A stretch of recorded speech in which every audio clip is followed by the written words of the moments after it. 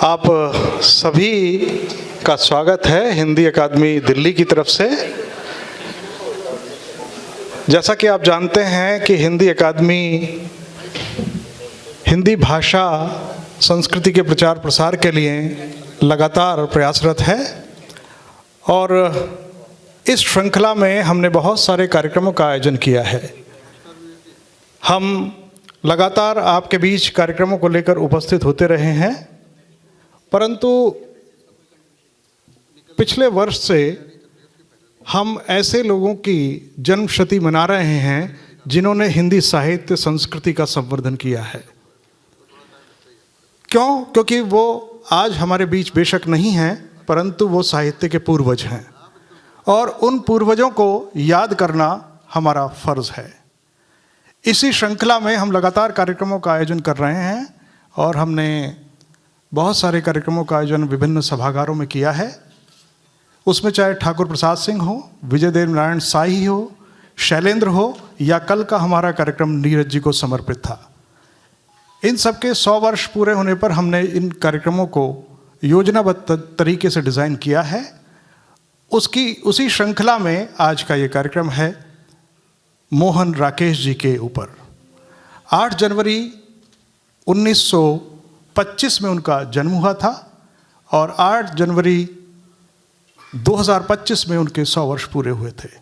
इसी उपलक्ष्य में हमने इस कार्यक्रम का आयोजन किया था, परंतु दिल्ली में आचार संहिता लगने के कारण इस कार्यक्रम को आज हम आपके बीच लेकर उपस्थित हुए हैं। आज का ये कार्यक्रम नाटक के रूप में आपके बीच उपस्थित है। हम नाटक को इसलिए लेकर आए हैं कि हमारे जो युवा बच्चे हैं, ये बैठे हुए हैं, ये अच्छी भाषा सुने, बोलें, पढ़ें और लिखें। यही हमारा हिंदी अकादमी का उद्देश्य है और इसी उद्देश्य को सफल बनाने के लिए हम आज आपके बीच मोहन राकेश जी का लिखा नाटक आपके बीच लेकर उपस्थित हैं। आज के कार्यक्रम में हमारे बीच उपस्थित सभी अतिथियों के साथ साथ सुप्रसिद्ध आलोचक और सुप्रसिद्ध लेखक, कवि, गायक श्री ओम निश्चल जी हमारे बीच उपस्थित हैं। सर, हम आपका हार्दिक अभिनंदन करते हैं। जोरदार तालियों से आपका स्वागत।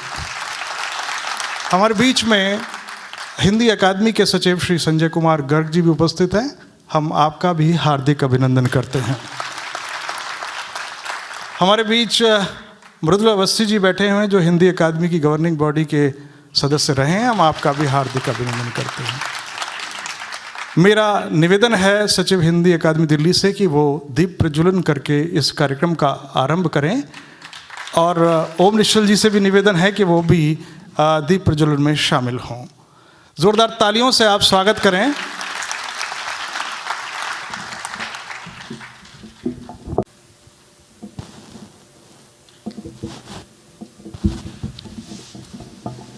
हमारे बीच में मीता जी हैं जो इस कार्यक्रम का निर्देशन कर रही हैं। उनसे भी निवेदन है कि आप भी इसमें शामिल हों। श्री अरविंद सिंह जी इस नाटक का निर्देशक हैं, वो आउट ऑफ स्टेशन है, तो मैं उनकी जगह पे।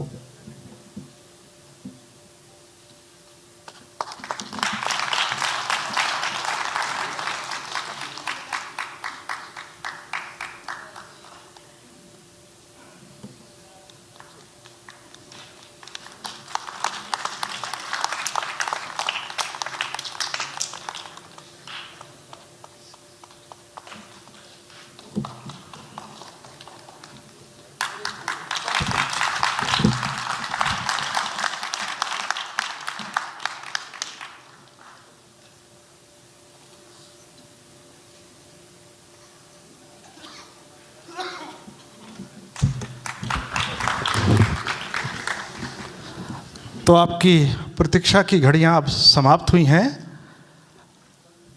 मोहन राकेश जी का लिखा उनकी जन्मशती के उपलक्ष्य में नाटक प्रस्तुत है आषाढ़ का एक दिन।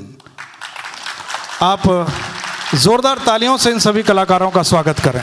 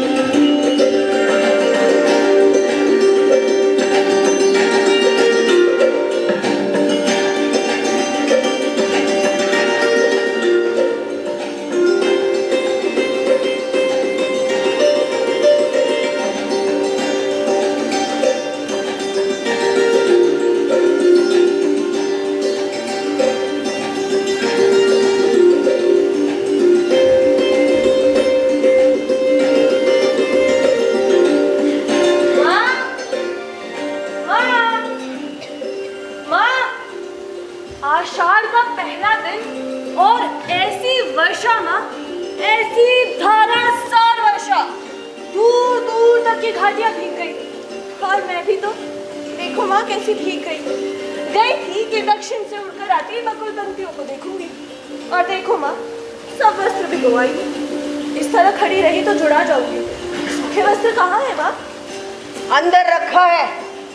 तुमने पहले ही निकाल कर रख दिए थे। तुम जानती थी कि मैं भीग जाऊंगी और मैं जानती थी कि तुम चिंतित होगी, परंतु माँ, मुझे आज भीगने का तनिक भी खेद नहीं। मैं भीगती नहीं तो वंचित रह जाती। चारों ओर जुआरे फेंक गिराए थे। मैं जानती थी वर्षा होगी, फिर भी मैं घाटी की पगडंडी पर नीचे नीचे उतरती गई। एक बार तो हवा ने मेरा अंशुक उड़ा दिया और फिर बूंदे पड़ने लगी। बहुत ही अद्भुत अनुभव था माँ, वो बहुत ही अद्भुत। मैं वस्त्र बदल लूँ फिर तुम्हें बताती हूँ। वो बहुत ही अद्भुत अनुभव था, बहुत ही अद्भुत।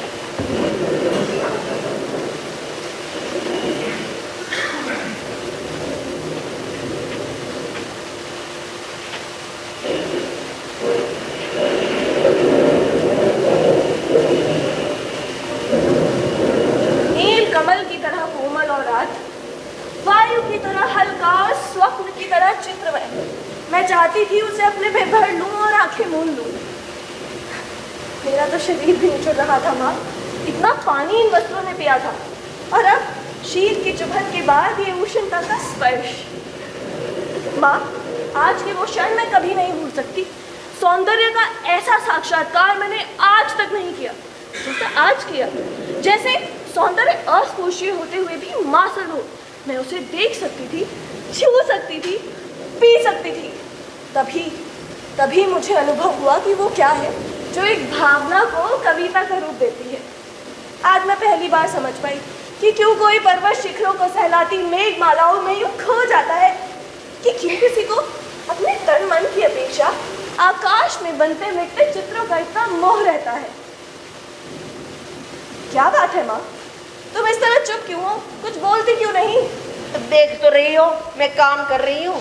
काम तो तुम हर समय करती हो माँ, परंतु हर समय यूँ चुप नहीं रहती। मैं तुम्हें काम नहीं करने दूंगी, मुझसे बात करो। क्या बात करूँ? कुछ भी कहो। मुझे डांटो कि मैं भीग कर क्यों आई हूँ, या कहो कि तुम थक गई हो इसलिए शेर ठान मैं थक गई, या कहो कि तुम घर में अकेली थी इसलिए तुम्हें अच्छा नहीं लग रहा था। मुझे सब कुछ अच्छा लगता है। मैं कब अकेली होती हूँ? तुम्हारे रहते हुए मैं इस घर में अकेली नहीं हूँ। मेरे घर में रहते भी तुम अकेली होती हो माँ। कभी तो तुम मेरी भर्त्सना करती हो कि मैं घर में रहकर तुम्हारे सब कामों में बाधा डालती हूँ, और कभी कहती हो, मुझे बताओ तुम इतनी गंभीर क्यों हो? दूध औटा कर रख दिया है, शक्कर मिला के पी लेना। नहीं माँ, दूध नहीं पीना है, पहले तुम बात बताओ। अंदर जाके विश्राम कर लो। विश्राम नहीं करना है माँ, मैं थकी कहाँ हूँ जो विश्राम करूँ। मुझे तो अब भी अपने में से उन बरसती बूंदों के पुलक का अनुभव हो रहा है। तुम अभी तक सीख रहे हो माँ। देखो, तुम ऐसे करोगी तो मैं भी तुमसे बात नहीं करूँगी। क्या बात है माँ, तुम रो रही हो? कुछ नहीं मल्लिका, कभी बैठे बैठे मन उदास हो जाता है। बैठे बैठे मन उदास हो जाता है माँ, परंतु बैठे बैठे रोया तो नहीं जाता। तुम्हें मेरी सौगंध है माँ, जो बात ना बताओ।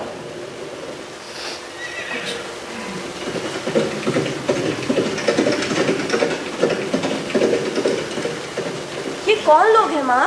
ना जाने कौन है, संभवतः राजी के कर्मचारी है। ये लोग यहाँ क्या कर रहे हैं? ना जाने क्या करने आए हैं। वर्षों में ये आकृतियां इधर दिखाई देती है, और जब भी दिखाई देती है कोई न कोई अनिष्ट हो ही जाता है, युद्ध या महामारी। पिछले बार जब महामारी आई थी, तुम्हारे पिता की मृत्यु हो गई थी, तब भी ये आकृतियां इधर ही दिखाई दी थी। ये लोग आज यहाँ क्या करने आए हैं माँ? ना जाने किस लिए आए हैं। माँ, तुमने बात नहीं बताई। अग्निमित्र लौट आया है। लौट आया है? हाँ। कहाँ से? जहाँ मैंने उसको भेजा था। तुमने भेजा था? परंतु क्यों माँ? मैं तुम्हें बता चुकी हूँ, मैं विवाह नहीं करना चाहती। फिर भी तुम उसके लिए प्रयत्न क्यों करती रहती हो? तुम्हें लगता है मैं निरंतर प्रलाप करती हूँ बस? हाँ, देख रही हूँ मैं, तुम जो सोच रही हो वो सही होने वाला है। अग्निमित्र लौट आया है। वो कह रहे हैं वो लोग इस संबंध के लिए प्रस्तुत नहीं है, क्योंकि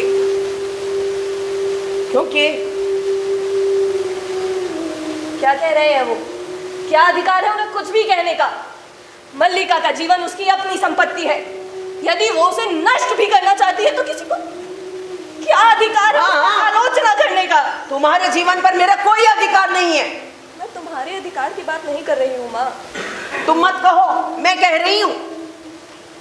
इतना बड़ा अपवाद मैं सहन नहीं कर सकती हूँ।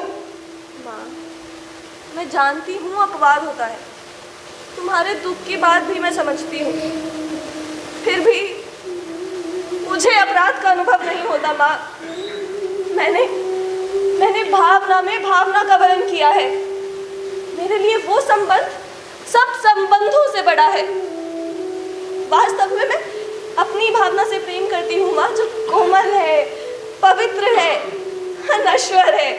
और ऐसे भावना से मैं वितृष्णा करती हूँ, कोमल, अनश्वर। तो मुझे समझने का प्रयत्न क्यों नहीं करती हो माँ? मैं पूछती हूँ, तुमने कभी भावना में भावना का वर्ण महसूस किया है? भावना में भावना का वर्ण क्या होता है? भावना में भावना का वर्ण ये केवल आत्मवंचना है, ये सब झूठ है। माँ, मैं बस उस संबंध को कोई नाम ही तो नहीं देती हूँ। मैं पूछती हूँ, ये भावना में भावना का वर्ण कभी महसूस किया है? जीवन की आवश्यकताओं के लिए ये भावना कोई काम है? जब घर पे एक भोजन का व्यवस्था नहीं होगा, क्या ये भावना इन सवालों का जवाब दे सकता है? जीवन की स्थूल आवश्यकताएं ही तो सब कुछ नहीं होती है ना माँ, उसके अतिरिक्त भी तो बहुत कुछ होता है। मैं नहीं जानती। सच तो ये है माँ कि ग्राम के अन्य व्यक्तियों की तरह तुम भी उन्हें संदेह और वितृष्णा की दृष्टि से देखती हो। मैं उसे घृणा करती हूँ। मुझे समझने का प्रयत्न क्यों नहीं करती हो माँ? वो आत्मसीमित है, वो अपने से मोह करता है, इसलिए कि वो मातुल की गाय नहाकर बादलों में खोए रहते हैं। मुझे मातुल के गौं से कोई प्रयोजन नहीं है। मैं अपने घर को देख के कह रही हूँ, उसके प्रभाव से मेरा घर नष्ट हो रहा है। हम जिएंगे हरिशावक। ठहरो माँ, तुम कहाँ चल दी? माँ का जीवन भावना नहीं है, माँ को बहुत कुछ करना होता है, माँ का बहुत काम है। जिएंगे ना, एक बाण से आहत होकर हम प्राण नहीं देंगे। हमारा शरीर कोमल है तो क्या हुआ, हम पीड़ा सह सकते हैं। एक बाण यदि प्राण ले सकता है तो हाथों का कोमल स्पर्श प्राण दे भी तो सकता है। हमें नए प्राण मिल जाए, हम फिर वनस्पति बनेंगे, हमारे अंगों पर कृत का लेप होगा, हम कोमल दुर्वा खाएंगे ना। ये आहत हरिण शावक, यहाँ ऐसा कौन व्यक्ति है जिसने इसे आहत किया? क्या दक्षिण की तरह यहाँ भी कोई? आज ग्राम प्रदेश में नई आकृतियां देख रहा हूँ। राज्य के कुछ कर्मचारी आए। हम सोएंगे, हाँ, हम थोड़ी देर सो लेंगे तो हमारी पीड़ा कम हो जाएगी, लेकिन उससे पहले हमें थोड़ा दूध भी लेना चाहिए। मल्लिका, दूध हो तो किसी भाजन में ले आओ। माँ ने दूध औटा कर रखा है, देखती हूँ। अभी अभी मैंने यहाँ से 3-4 राज कर्मचारियों को जाते देखा। माँ कहती हैं जब भी आकृतियाँ दिखाई देती हैं कुछ ना कुछ अनिष्ट होता है। वर्षा के रोमांच के बाद मुझे तो ये सब बहुत विचित्र लगा। माँ आज बहुत रुष्ट है। हम पहले से सुखी हैं, हमारी पीड़ा धीरे धीरे कम हो रही है, हम स्वस्थ हो रहे हैं। यानी इसके रुई जैसे कोमल शरीर पर उसे बाढ़ छोड़ता बना कैसे? ये गुलांच भरता मेरे गोद में आ गया। मल्लिका, मैंने इसे कहा कि मैं तुम्हें वहां ले चलता हूं जहां तुम्हारी माँ की सी आंखें और उसका सही स्नेह मिलेगा। सच, माँ आज बहुत रुष्ट है। उन्हें अनुमान हो गया होगा कि वर्षा में मैं तुम्हारे साथ थी, नहीं तो यूँ भीग कर ना आती। लाओ, माँ को अपवाद की बहुत चिंता रहती है। दूध मुझे दे दो और इसे अपनी बाहों में ले लो।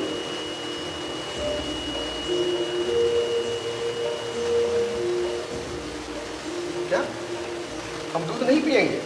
नहीं, हम ऐसा नहीं करेंगे, हम दूध अवश्य पिएंगे। बिल्कुल ऐसे, बिल्कुल ऐसे। दूध पिलाकर इसकी मांस को और कोमल कर देना चाहते हो? जहां तक मैं जानता हूं हम लोग परिचित नहीं। तुम्हारा एक अपरिचित घर में आने का साहस कैसी आकस्मिक बात है? ऐसा ही प्रश्न मैं तुमसे पूछना चाहता था। तुम्हारा कभी का परिचय नहीं, फिर भी मेरे बाढ़ से हाथ हिलाने में तुम्हें संतोष नहीं हुआ? ये तो कहो कि द्वार तक रख बिंदुओं के चिन्ह बने थे, अन्यथा इन बादलों से घिरे दिन में मैं तुम्हारा अनुसरण कर पाता। देख रहा हूं कि तुम इस ग्राम प्रदेश के निवासी नहीं। मैं तुम्हारे दृष्टि की प्रशंसा करता हूं। मेरी वेशभूषा इस बात का परिचय देती है कि मैं यहाँ का निवासी नहीं हूं। मैं तुम्हारी वेशभूषा को देखकर नहीं गया, तो क्या मेरे ललाट की रेखाओं को देखकर जान पड़ता है कि चोरी के अतिरिक्त सामुद्रिक का भी अभ्यास करते हो? ऐसा लांछन लगाते तुम्हें लज्जा नहीं आती? क्षमा करें देवी, परंतु हरिण शावक जो आपकी बाहों में है मेरे बाढ़ से हाथ हुआ, इसलिए मेरी संपत्ति मुझे लौटा तो देंगे? इस प्रदेश में हरिणों का आखेट नहीं होता है राजपूत। तुम बाहर से आए हो, इसलिए इतना ही पर्याप्त है कि हम तुम्हें इसके लिए अपराधी ना माने। तो राजपुरुष के अपराध का निर्णय ग्रामवासी करेंगे। ग्रामीण युवक, अपराध और न्याय का शब्दार्थ भी जानते हो? शब्द अर्थ राजपुरुषों की संपत्ति है, जानकर आश्चर्य हुआ मल्लिका। समझदार व्यक्ति जान पड़ते हैं, फिर भी ये नहीं जानते कि राजपुरुष के अधिकार क्षेत्र बहुत दूर तक जाते हैं। मुझे विलंब हो रहा है, हरिण शावक मुझे दे दो। ये हरिण शावक इस पार्वत्य भूमि की संपत्ति है राजपुरुष, और इसी पार्वत्य भूमि के निवासी हम इसके सजाती हैं। तुम्हें सोचकर भूल कर रहे हो कि हम इसे तुम्हारे हाथ में सौंप देंगे। मल्लिका, इसे अंदर ले जाकर किसी तल पे आस्तरण पर तो रखो। नहीं नहीं नहीं, इस घर का तल पशुओं के लिए नहीं है। तुम देख रही हो माँ ये कितना आहत है। हाँ, देख रही हूँ, इसीलिए कह रही हूँ। इस घर का तल मनुष्यों के लिए है, हरिण श्रावकों के लिए नहीं है। मल्लिका, इसे मुझे दे।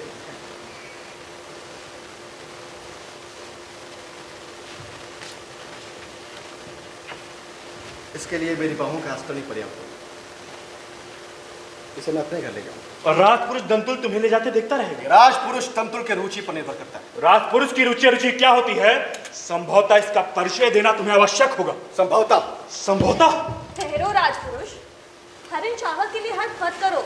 तुम्हारे लिए प्रश्न अधिकार का है, परंतु उनके लिए संवेदना का। कालिदास निशस्त्र होते हुए भी तुम्हारे शस्त्रों की चिंता नहीं करेंगे। कालिदास? आपका अर्थ मैंने से हरिण के लिए तर्क कर रहा था, वो कवि कालिदास है? हाँ, किंतु तुम कैसे जानते हो कि कालिदास कवि है? कैसे जानता हूँ? उज्जैनी की सभा का प्रत्येक व्यक्ति विश्व संहार के लेखक कवि कालिदास को जानता है। उज्जैनी का प्रत्येक व्यक्ति उन्हें जानता है? सम्राट ने स्वयं विश्व संहार पढ़ा और उसकी प्रशंसा की, इसलिए उज्जैनी का राज्य उन्हें सम्मानित करना चाहता है और राजकवि का आसन देना चाहता है। आचार्य वरुचि भी इसी उद्देश्य उज्जैनी से आए हैं। राज्य उन्हें सम्मान देना चाहता है, उन्हें राजकवि का आसन प्राप्त होगा। मुझे खेद है कि मैंने उनके साथ अशिष्टता का व्यवहार किया। मुझे जाकर उनसे क्षमा मांगनी चाहिए।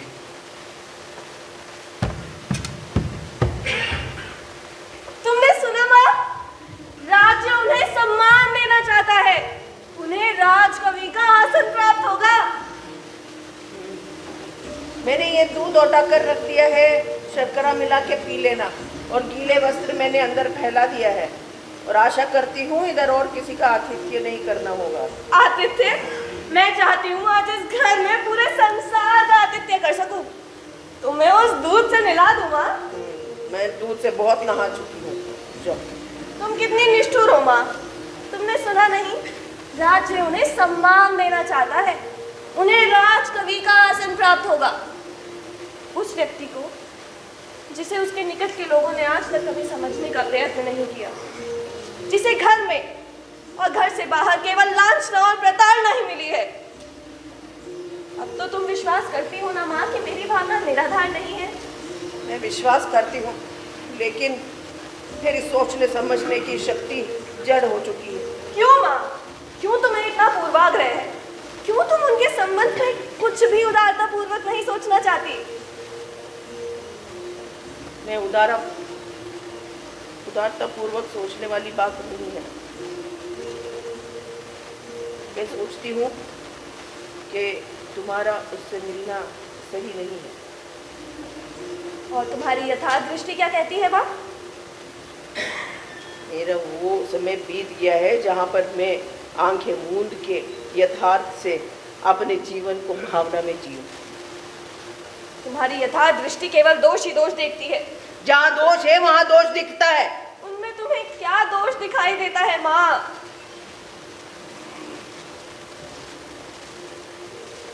मुझे बताओ, तुमने कभी भावना में भावना का वर्णन किया है, महसूस किया है? भावना में भावना का वर्णन क्या होता है? अगर तुम्हारा उससे भावना का संबंध है तो वो तुमसे विवाह क्यों नहीं करता है? माँ, तुम उनके प्रति सदा अनुदार रही हो। तुम जानती हो ना उनका जीवन परिस्थितियों की कैसी विडंबना में बीता है। ऐसे अभावग्रस्त और साधनहीन जीवन में कोई विवाह की कल्पना ही कैसे कर सकता है? और अब जब उसका जीवन साधनहीन नहीं है, तब तुम्हारी नहीं माँ, विलोम की भाषा है। हाँ, मैं ऐसे व्यक्तियों को बहुत अच्छे से जानती हूँ, बहुत अच्छे से जानती हूँ। क्या तुम एक सजीव व्यक्ति नहीं हो?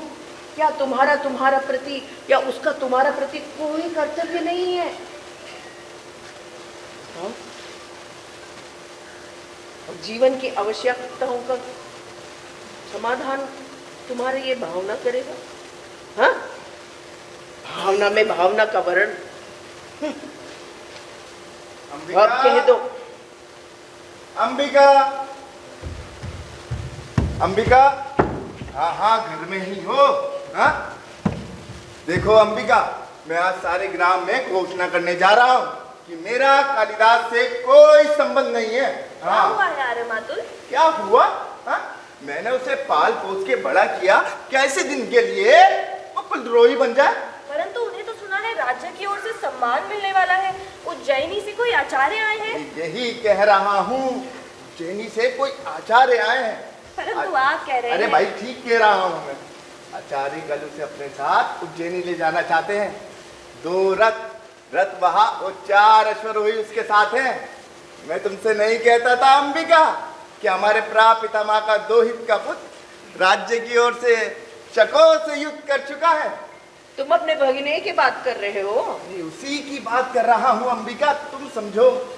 एक तरफ राज्य की ओर से हमारे वंश का सम्मान किया जा रहा है और वो कहते हैं हमें सम्मान नहीं चाहिए। और समझ में नहीं आता, सम्मान मिलता है ग्रहण कर लो। कविता का मूल्य ही क्या है? हा? कविता का कुछ मूल्य है आर्यमातुल, तभी तो सम्मान का मूल्य है। मैं तुम्हें विश्वास दिलाती हूँ, वो अवश्य उज्जैनी जाएंगे। अवश्य जाएगा। वो क्या कहा था तुमने? लोक नीति है हमारा। ये अगर लोक नीति है तो मैं कहूंगा कि लोक नीति और मूर्ख नीति दोनों का अर्थ एक ही है। मातुल, आप अभी तक यहाँ हैं और वहाँ आचार्य आपकी बहुत देर से प्रतीक्षा कर रहे हैं। आपको तुरंत जाना चाहिए। और आप यहाँ क्या कर रहे हैं? क्या मैं आपसे नहीं कहकर आया था कि जब तक मैं लौट कर ना आ जाऊं आप आचार्य के साथ ही रहना? तो मातुल, आपने ये भी तो कहा था ना कि जैसे ही आचार्य विश्राम कर चुके तो तुरंत आपको सूचना दें। ये भी कहा था, किंतु वो भी तो कहा था, ये कहा था, समझ में आ गया, वो नहीं आया। किंतु मातुल क्या? मातुल मूर्ख है, मूर्ख नहीं मातुल। आचार्य ने क्या कहा? हाँ, आचार्य ने कहा है कि वे आपके साथ इस सारे ग्राम प्रदेश में घूमना चाहते हैं जिस प्रदेश ने कालिदास की कविता को जन्म दिया। कालिदास की कविता? न जाने इतने बड़े आचार्य को उसकी कविता में क्या विशेषता दिखाई देती है? हाँ? जिस व्यक्ति को लोक व्यवहार तक का ज्ञान नहीं और तुम लोक नीति की बात करती हो। हाँ? आप एक हिरण शावक को गोदी में लिए घर की ओर आ रहे थे। सौभाग्यवश मैंने बाहर देख लिया। मैंने प्रार्थना की, कवि कुल गुरु, ये समय इस रूप में घर में जाने का नहीं है। उज्जैनी से बहुत बड़े आचार्य है। भाई आप तो सुनकर ऐसे लौट पड़े जैसे सांप देख लिया हो। और आप इस निक्षेप से कहकर आया था आचार्य के पास ही रहना, और ये गुरीहीन चक्र की तरह पीछे पीछे चला आया। तो मातुल, मैं तो बस समाचार देने आया था ना। हाँ, समाचार के लिए धन्यवाद, आपका बहुत बहुत धन्यवाद। वो वहाँ अकेले हैं और आप यहाँ समाचार देने चले आए। बस आप इतना कीजिए कि वो कविकुल शिरोमणि जहाँ भी हो ना, उन्हें ढूंढ कर ले आइए। जी मातुल। मेरा मन करता है जहाँ भी देखूं चोटी से पकड़ के। मातुल का तीसरा नेत्र हर समय खुला रहता है। परंतु कालिदास इस समय कहाँ है? कालिदास इस समय जगदम्बा के मंदिर में। आपने उन्हें वहाँ देखा है? देखा है। तो फिर आपने मातुल को क्यों नहीं बताया? क्योंकि मैं नहीं चाहता कि मातुल इस समय उनके पास जाए। क्यों? क्या आप भी नहीं चाहते कि कालिदास उज्जैनी नहीं मल्लिका, मैं चाहता हूँ कि कालिदास उज्जैनी अवश्य जाए। इसलिए तो मैंने मातुल का इस समय उनके पास जाना उचित नहीं समझा। कालिदास हट कर रहे हैं कि जब तक उज्जैनी से आए अतिथि लौट नहीं जाते तो जगदम्बा के मंदिर में ही रहेंगे, घर नहीं जाएंगे। वाह, राज्य से लोग आए, कवि को सम्मान देना चाहते हैं और कवि जगदम्बा मंदिर में आंखें बंद करके बैठे। कालिदास नाटक नहीं कर रहे अंबिका। राज्य के लोग उनको सम्मान देना चाहते हैं, अभ्यर्थना कर रहे हैं और कवि आंखें मूंद के बैठे हैं, आंखें खोलते हैं और मना करते हैं। ये विचक्षणता नहीं है तो क्या है? ये नाटक नहीं है। कालिदास नाटक नहीं कर रहे अंबिका। मुझे विश्वास है कि उन्हें राज के सम्मान का बिल्कुल मोह नहीं है। वो सचमुच इस पार्वती भूमि को छोड़कर नहीं जाना चाहते। मातुल का या किसी का ब्याह उनका हट नहीं छोड़ा सकता। हमारे घर में उसका हट छोड़ना या ना छोड़ने से किसी का प्रयोजन नहीं है। कालिदास अपनी भावुकता में भूल रहे हैं कि वो इस अवसर का तिरस्कार करके बहुत कुछ खो बैठेंगे। कालिदास को राजधानी अवश्य जाना चाहिए। हाँ। परंतु मैंने अनुभव किया है कि उनके हट के मूल में कहीं गहरी कटुता की रेखा है। मैं जानती हूँ वो रेखा कहाँ है। अभी अभी उनका एक राजपुरुष से सामना हुआ था। उस कटुता को केवल तुम दूर कर सकती हो मल्लिका। अवसर किसी की प्रतीक्षा नहीं करता। अगर आज कालिदास यहाँ से नहीं जाते हैं तो राज्य को कोई हानि नहीं होगी। राज कवि का आसन रिक्त नहीं रहेगा। परंतु कालिदास जो आज हैं जीवन भर वही रह जाएंगे, एक स्थानीय कवि के रूप में। और जो लोग आज ऋतु संहार की प्रशंसा करते हैं वो भी कुछ दिनों में भूल जाएंगे। नहीं, उन्हें इस सम्मान का तिरस्कार नहीं करना चाहिए। ये सम्मान उनके व्यक्तित्व का है। उन्हें अपने व्यक्तित्व को इस सम्मान से वंचित नहीं करना चाहिए। चलिए, मैं आपके साथ जगदम्बा के मंदिर चलती हूँ। मैंने कहा मैं तुम्हारे वहां जाने के पक्ष में नहीं हूँ। माँ, ये एक बहुत महत्वपूर्ण क्षण है। मुझे वहाँ अवश्य ही जाना चाहिए। मल्लिका, मल्लिका, भावना, कोमल भावना, कोमल भावना।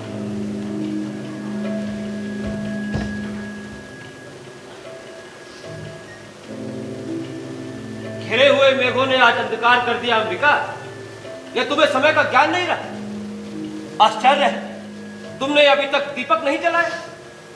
दीपक जला दूं? नो, तुम यहाँ क्या कर रहे हो?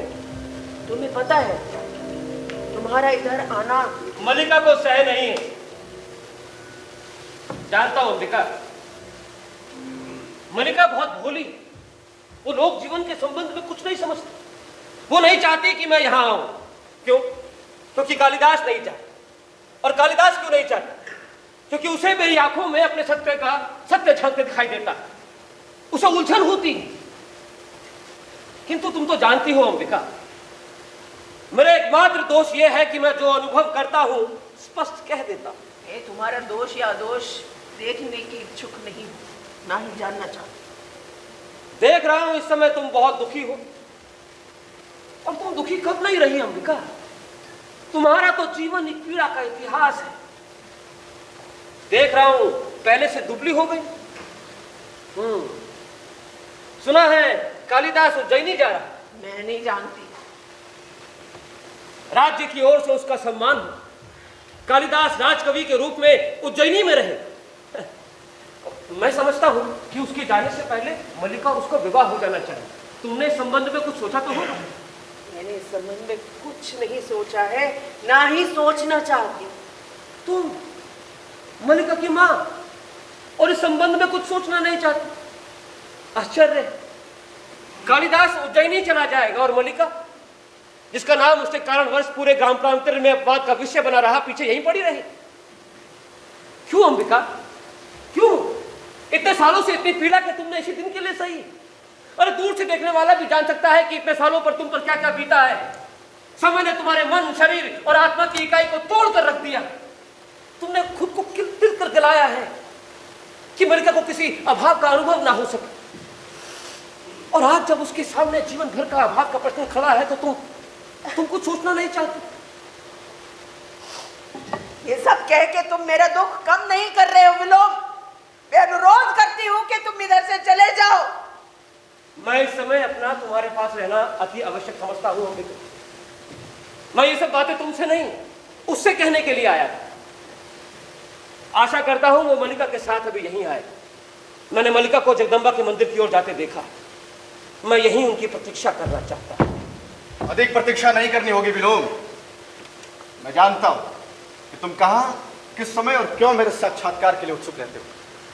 कहो, आजकल किन छंदों का अभ्यास कर रहे हैं? छंदों का अभ्यास मेरी वृत्ति नहीं है कालिदास। मैं जानता हूं तुम्हारी वृत्ति दूसरी, और उसी वृत्ति ने संभवतः छंदों का अभ्यास सर्वथा के लिए छुड़ा दिया। निसंदेह आज तुम अपने छंदों के अभ्यास पर गर्व कर सकते हो।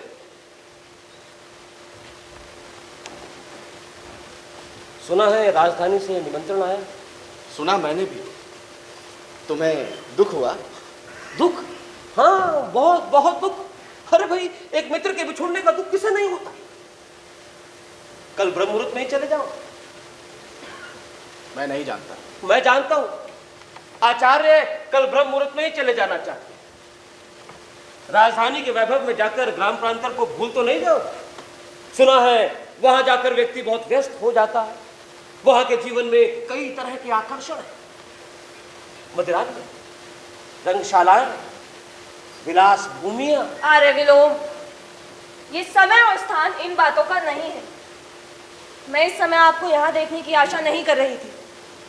मैं जानता हूं तुम मुझे यहां देखकर प्रसन्न नहीं हो, परंतु मैं अंबिका से मिलने आया था। कई दिनों से भेंट नहीं हुई। ये कोई अप्रत्याशित बात तो नहीं है। विलोम का कुछ भी करना प्रत्याशित नहीं है मल्लिका। कहीं कुछ ना करना प्रत्याशित हो सकता है। ये वास्तव में प्रसन्नता का विषय है कालिदास, कि हम दोनों एक दूसरे को इतनी अच्छी तरह समझते हैं। मेरे स्वभाव में ऐसा कुछ नहीं है जो तुमसे छिपा। विलोम क्या है? क्या है? एक असफल कालिदास। और कालिदास क्या है? एक सफल विलोम। हम दोनों एक दूसरे के बहुत निकट पड़ते। निसंदेह सभी विपरीत एक दूसरे के बहुत निकट ही पड़ते हैं। अच्छा है, अच्छा है तुम इस सत्य को स्वीकार करते हो। इस निकटता के आधार पर तुमसे एक प्रश्न पूछ सकता हूं। संभव है फिर कभी तुमसे बात करने का अवसर ही प्राप्त ना। एक दिन का व्यवधान तुम्हें हमसे बहुत दूर कर देगा ना। वर्षों का व्यवधान भी विपरीत को विपरीत से दूर नहीं करता है। मैं तुम्हारा प्रश्न सुनने के लिए उत्सुक हूं। मैं जानना चाहता हूं कि तुम अभी तक वही कालिदास हो रहा। मैं तुम्हारा अभिप्राय नहीं समझता।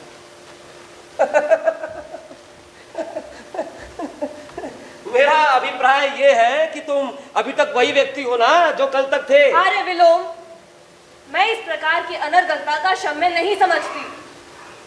अनर्गलता? कहाँ? इसमें अनर्गलता क्या है? मैं बहुत सार्थक प्रश्न पूछ रहा हूं। क्यों कालिदास, मेरा प्रश्न सार्थक नहीं है? क्यों अंबिका? कुछ नहीं जानती, ना ही जानना चाहती। खैर अंबिका, आज तक ग्राम प्रांतर में अपवाद फैलता आया है कालिदास और मल्लिका को लेकर। क्यों क्यों अपवाद फैलता आया? लेकिन तुम नहीं बताओ, तुम कुछ नहीं बोलो। मैं इस विषय में कुछ नहीं जानती, ना ही जानना चाहती हूँ। ठहरो अंबिका, मैं बस इतना जानना चाहता हूं कि स्वयं कालिदास ये स्पष्ट कर दे कि उसे उज्जैनी अकेले ही जाना है या कालिदास आपके किसी भी प्रश्न का उत्तर देने के लिए बाध्य नहीं है। मैंने कब कहा कि बात नहीं? कालिदास का अंतःकरण उसे मेरे प्रश्न का उत्तर देने के लिए अवश्य बाध्य करे। मैं तुम्हारी प्रशंसा करने के लिए अवश्य बाध्य हूं। तुम दूसरों के घर में ही नहीं, उनके जीवन में ही अनधिकार प्रवेश कर जाते हैं। अनधिकार प्रवेश? मैं? अंबिका, तुम कालिदास की बात से कहां तक संगत प्रतीत होती है? मैं विलोम किसके घर में अनधिकार प्रवेश कर जाता हूं? मैं कुछ नहीं जानती। चल ही दी। अच्छा कालिदास, तुम्हें तुम्हारी ये बात कहां तक संगत प्रतीत होती? नहीं, मैंने किसके जीवन में अनधिकार प्रवेश किया? चलो आओ आओ ना, ग्राम प्रांतर में चल के किसी से पूछ ले। चलो। तो तुम अपने अंतःकरण से भी मेरे प्रश्न का उत्तर देने के लिए बाध्य नहीं। संभवतः प्रश्न ही ऐसा। तुम कुछ भी अनुमान लगाने के लिए स्वतंत्र हो विलोम। मैं केवल इतना जानता हूं कि मुझे ये ग्राम प्रांतर छोड़कर उज्जैनी जाने का तनिक मोह नहीं। निसंदेह निसंदेह तुम्हें ऐसा मोह क्यों होगा? साधारण व्यक्ति को हो सकता है, तुम्हें क्यों होगा? मैं तो केवल इतना जानना चाहता था कि यदि तुम ऐसा निर्णय कर लो तो क्या उस स्थिति में ये जानना उचित नहीं है कि अरे विलोम, ये समय और स्थान इन बातों का नहीं है। मैं बच्ची नहीं हूं, अपना भला बुरा सब समझती हूँ। यद्यपि आप ये अनुभव नहीं कर रहे हैं कि आप इस समय यहाँ एक अयाचित अतिथि के रूप में उपस्थित है। मैंने ऐसा अनुभव करने की आवश्यकता ही नहीं समझी। तुम मुझसे घृणा करती हो मैं जानता हूं, परंतु मैं तुमसे घृणा नहीं करता और मेरे यहाँ होने के लिए इतना ही पर्याप्त है। हाँ, एक बात मैं कालिदास से भी करना चाहता हूं।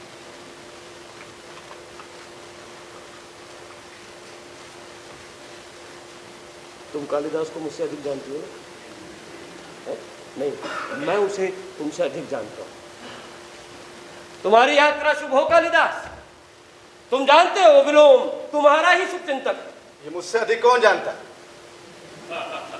अनचाहा अतिथि संभवतः फिर कभी आ पहुंचे, तब तक के लिए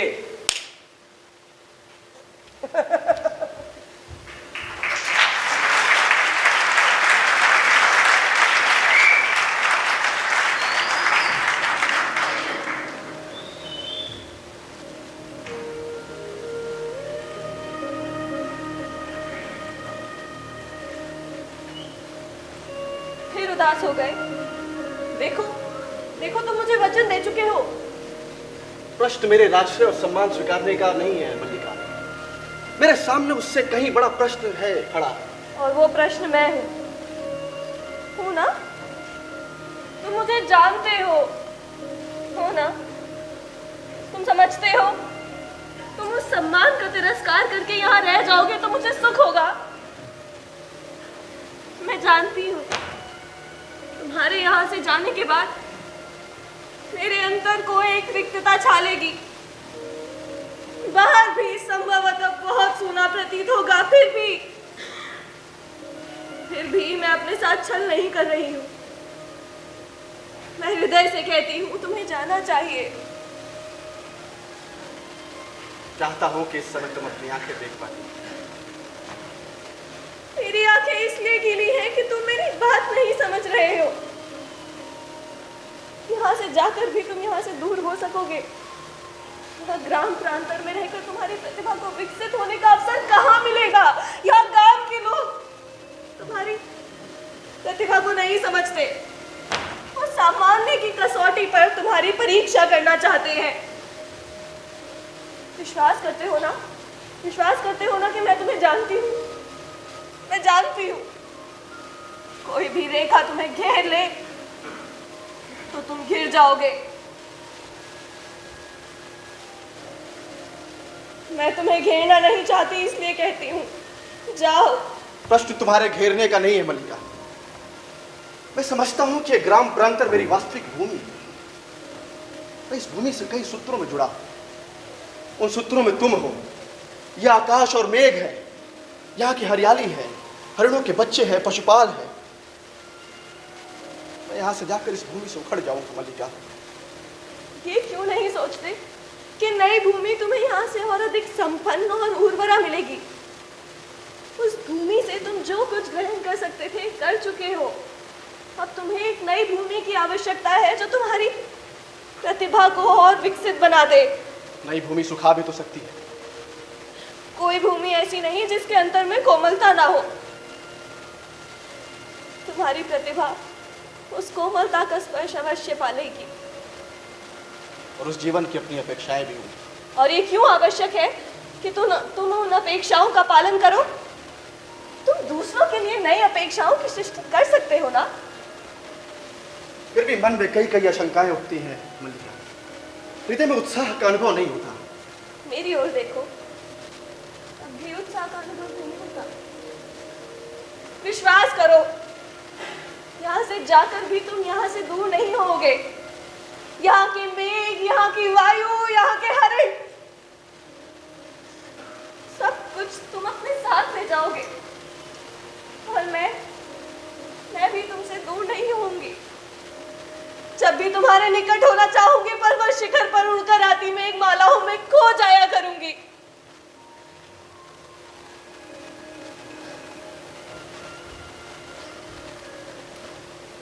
लगता है फिर वर्षा होगी।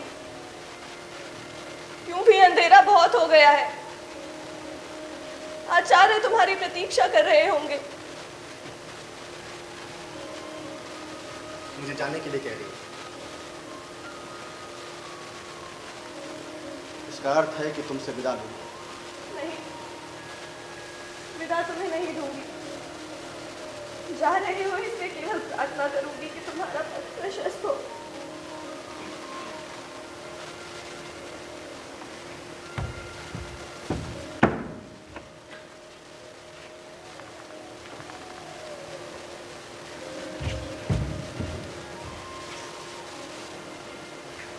मल्लिका, मल्लिका, मल्लिका, रो मत मल्लिका। तुम अस्वस्थ हो।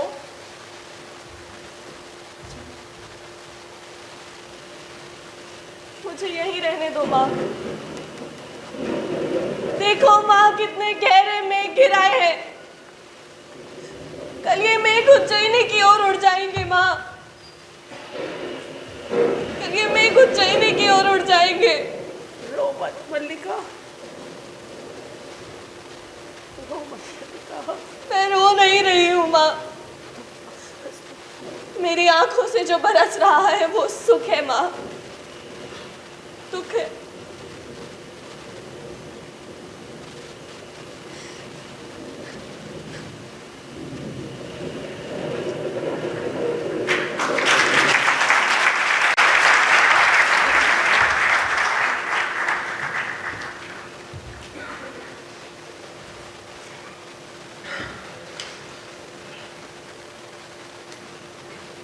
मल्लिका, मल्लिका, आ रही हूँ।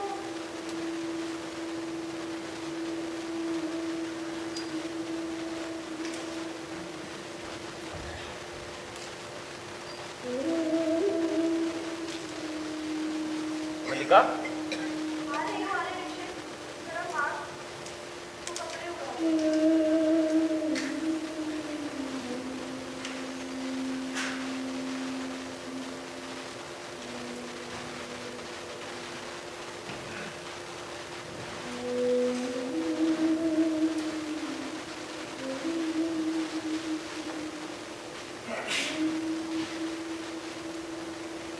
अब कैसा है अंबिका का स्वास्थ्य? वैसे ही ज्वर आता है। पहले से कुछ भी अंतर नहीं पड़ा? लगता तो नहीं। 2 वर्षों से निरंतर एक सा ज्वर। तो वास्तव में अंबिका बहुत चिंता करती है। औषध भी ठीक से नहीं खाती। तुम्हारा स्वास्थ्य कैसा है? ठीक है। दुबली होती जा रही हो तुम।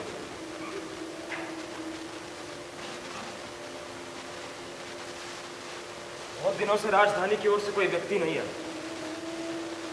कभी कभी सोचता हूं कि जाकर उनसे मिलो। क्यों? कई बातें करना चाहता हूं। कई बार लगता है कि दोष मेरा है। किस बात का? बात तुम जानती हो मल्लिका। मैंने आशा नहीं की थी कि कालिदास उज्जैनी जाकर सिर्फ वहीं के रह जाएंगे। और मुझे प्रसन्नता है कि वो वहां जाकर इतने व्यस्त हैं। यहाँ उन्होंने केवल ऋतु संहार की रचना की थी। वहाँ उन्होंने कई बड़े बड़े महाकाव्यों की रचना की है। उज्जैनी से जो व्यवसायी आए थे वो बता रहे थे उनके किसी बड़े महाकाव्य की बहुत चर्चा है, परंतु उसकी प्रति उन्हें नहीं मिल पाई। हाँ, ये तो सुना है उन्होंने कई बड़े बड़े नाटकों की रचना की है जो उज्जैनी की रंगशालाओं में खेले गए। फिर भी क्या? जो कहते दुख होता है। इन्हीं व्यवसायियों के मुंह से और भी तो कई बातें सुनी थी मल्लिका। व्यक्ति उन्नति करता है तो उसके साथ बहुत से अपवाद जुड़ने लगते हैं। मैं बात की बात नहीं कर रहा हूँ मल्लिका। सुना तो ये भी था ना कि किसी गुप्त वंश की राजदूता से उनका विवाह हो गया। तो इसमें बुरा क्या है? मल्लिका, एक तरह से देखे तो बुरा नहीं है, परंतु यहाँ रहते जो उनका आग्रह था कि जीवन भर विवाह नहीं करेंगे, उस आग्रह का क्या हुआ? उन्होंने ये तक नहीं सोचा कि उसे आग्रह की रक्षा करने के लिए तुमने अब तक विवाह नहीं किया। उनके प्रसंग में मेरी बात कहीं नहीं आती आर्य निक्षेप। मैं साधारण व्यक्तियों में से हूँ, वो असाधारण है। उन्हें ऐसी ही किसी असाधारण व्यक्ति की आवश्यकता थी। सुना है राजदूहिता बहुत विदुषी हैं। हाँ, बहुत विदुषी है, बहुत शास्त्र दर्शन पढ़ी है। मैंने कहा ना, एक तरह से देखे तो उसमें कुछ बुरा नहीं है, परंतु दूसरी तरह से देखने पर बहुत ग्लानि होती है खुद पर। और इसके विपरीत मुझे अपने से ग्लानि होती है कि ये ऐसी मैं उनकी प्रगति में बाधा भी बन सकती थी। यदि आपके कहने पर मैं उन्हें जाने के लिए प्रेरित न करती तो उनके व्यक्तित्व को कितनी बड़ी क्षति होती। यही तो दुख है, यही तो दुख है कि अगर तुम मेरे कहने से ऐसा ना करती तो तुम्हारे जीवन का ये रूप तो ना होता। मेरे जीवन में क्या अंतर आया है आर्य निक्षेप? पहले माँ काम करती थी, अब माँ अस्वस्थ है तो मैं काम करती हूँ। बाहर से सिर्फ इतना ही अंतर लगता है। केवल इतना ही अंतर है। माँ को औषध दे दूँ।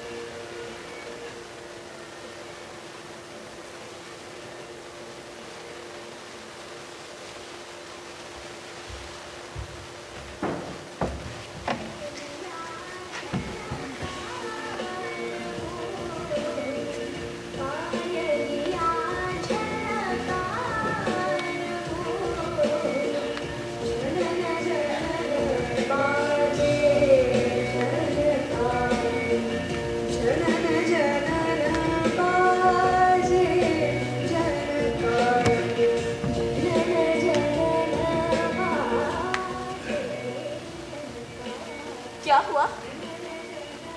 मैं नहीं जानता हूं मुझे क्या हुआ है। मेरा मन बहुत उद्विग्न रहता है। मैं यहाँ पर कुछ नया नहीं लिख पाता हूँ, किसी भी नए काव्य की रचना नहीं कर पाता हूँ। मेरे लिए ये जीवन स्वाभाविक नहीं। मेरा दम घुटता है। सच सच बताना कालिदास, कुमार संभव की पृष्ठभूमि क्या हिमालय है? और तपस्विनी उमा कौन है? मेघदूत में यक्ष की पीड़ा क्या तुम्हारी पीड़ा है? और यक्षिणी कौन है?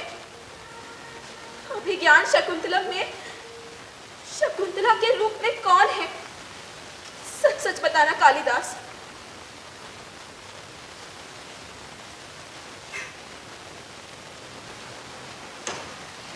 मैं पिताजी से कश्मीर के शासन की बात करती हूँ।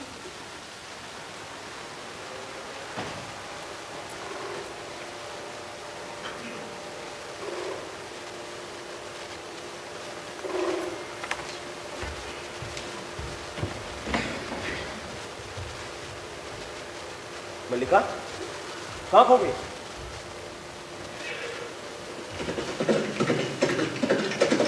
आज फिर कुछ लोग बाहर से आए, संभवतः राज्य कर्मचारी हैं।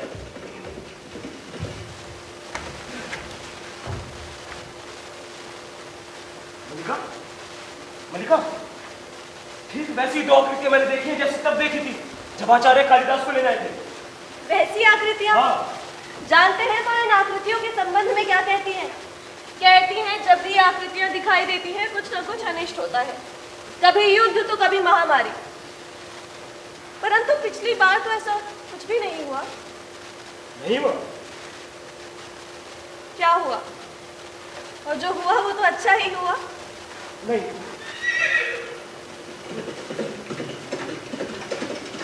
मल्लिका, मैंने एक और आकृति को घोड़े पर जाकर देखा। वो एक बहुत परिचित आकृति। मल्लिका,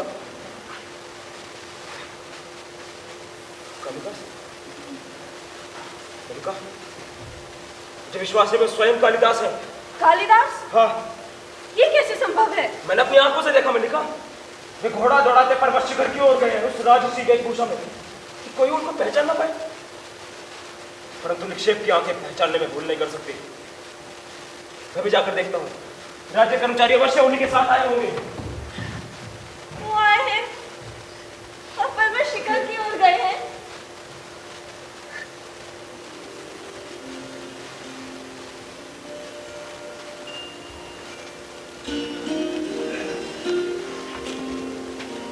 इससे पूछ, क्या हम अंदर आ सकते हैं? तू पूछ, तू पूछ, तू पूछ, तू पूछ।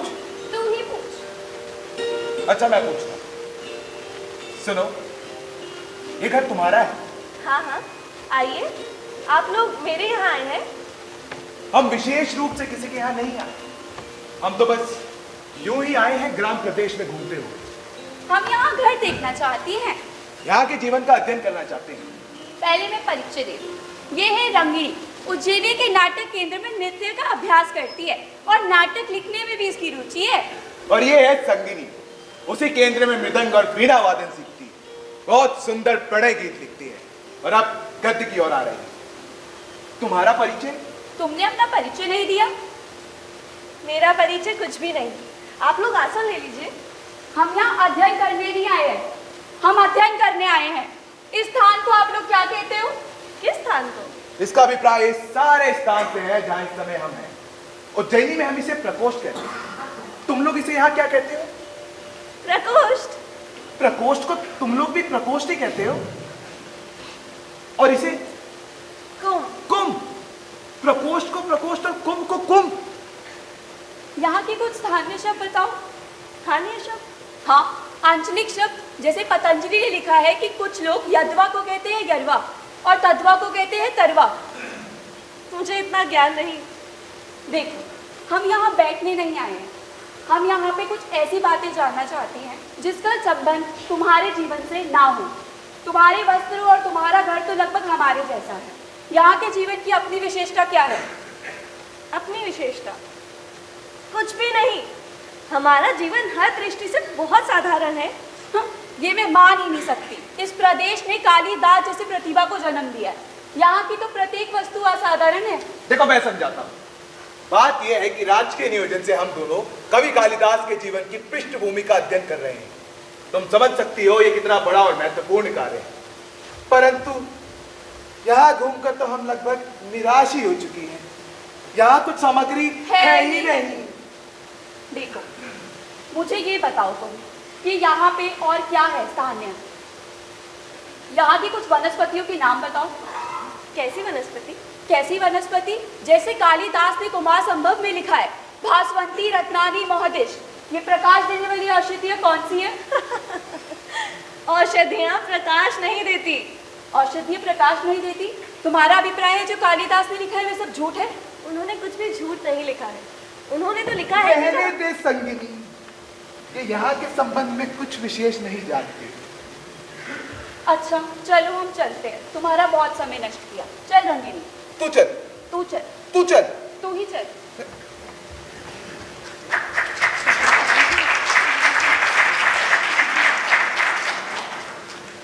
सोचती थी जब तुम आओगे तो आषाढ़ का वही दिन होगा। वैसे ही मेघ घिरे होंगे, वैसे ही वर्षा होगी और तुम्हारे लिए ये भेंट मैं तुम्हारे हाथों में रखूंगी और कहूंगी इस पर तुम अपने सबसे बड़े महाकाव्य की रचना करना। परंतु आज तुम आए हो तो सारा वातावरण ही और है। मैं तो समझ भी नहीं पा रही हूँ कि तुम ही हो या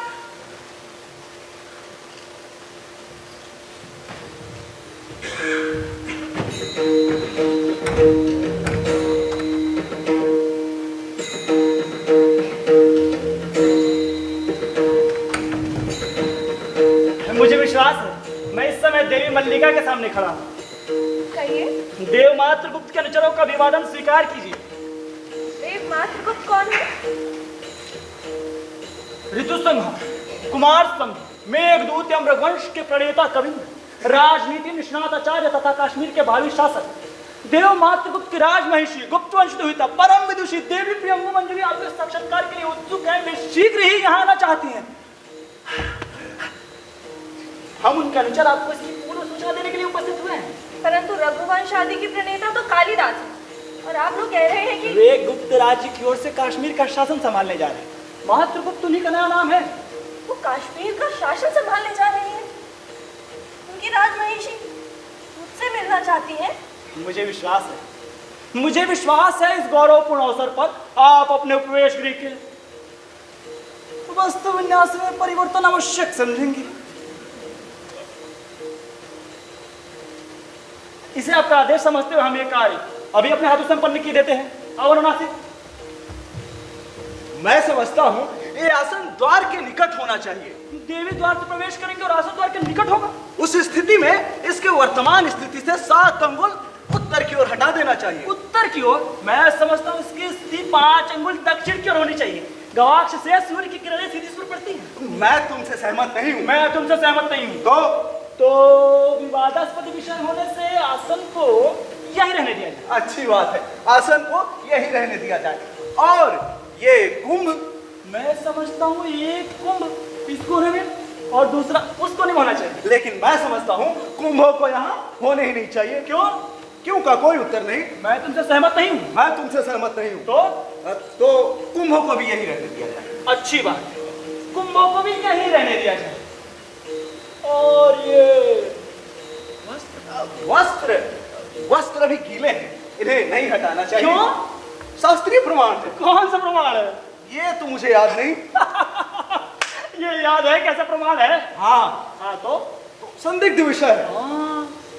तब तो अवश्य संदिग्ध विषय है। तो संदिग्ध विषय होने की वजह से वस्त्रों को भी यही रहने दिया जाए। अच्छी बात है, वस्त्रों को भी यही रहने दिया जाए। लेकिन मैं समझता हूँ इस चूल्हे को यहाँ से अवश्य हटा देना चाहिए। चूल्हा हटाने का अर्थ होगा आसपास की सभी वस्तुओं को हटाया जाए। इसके लिए तो बहुत समय चाहिए। समय के अतिरिक्त बहुत धैर्य चाहिए। धैर्य के अतिरिक्त बहुत परिश्रम चाहिए। तो मैं समझता हूँ इन भाजनों को हाथ लगाना हमारी स्थिति के अनुकूल नहीं है। मैं भी यही समझता हूँ। तो हम दोनों इस बात से सहमत हैं कि चूल्हे को यहाँ से न हटाया जाए। मैं समझता हूँ हम दोनों सहमत हैं। और तो कुछ शेष नहीं है। मेरे विचार से और कुछ विशेष नहीं। हाँ, अभी शेष है। क्या? ये चौकी यहाँ रास्ते में पड़ी है, इसे हटा देना चाहिए। मैं इससे सहमत हूँ। तो इसे हटा देना चाहिए। हाँ, अवश्य हटा देना चाहिए। तो हटा दो। मैं? हाँ। तुम नहीं? नहीं। क्यों? क्यों का कोई उत्तर नहीं। फिर भी पहले मैंने तुमसे कहा है। पर देखी चौकी तुमने पहले। तो हटा दो। तुम हटा दो। रहने दो। हाँ, तो रहने दो। अब चारों ओर एक दृष्टि डाल दे। हाँ, चारों ओर एक दृष्टि डाल। अधिकारी वर्ग, आपका कार्य पूरा हो गया? हाँ, पूरा हो गया। क्यों अनुस्वार? हाँ, हो गया ना। क्यों अनुनासिक? बस चारों ओर एक दृष्टि डालनी से। हाँ, चारों ओर एक दृष्टि डालनी शेष है। नहीं, देवी बाहर पहुंच गई है, इसकी कोई आवश्यकता नहीं। आइए। देवी बाहर पहुंच गई है। हाँ। चलो अनुस्वार। चलो। अरे चलो।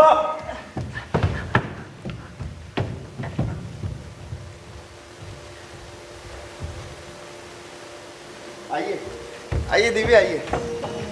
देवी वो इस प्रदेश की सबसे भोली और सबसे प्यारी लड़की है। जी आइए।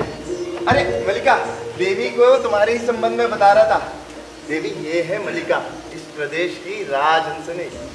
आर्य मातुल, अब आप जाकर विश्राम कीजिए।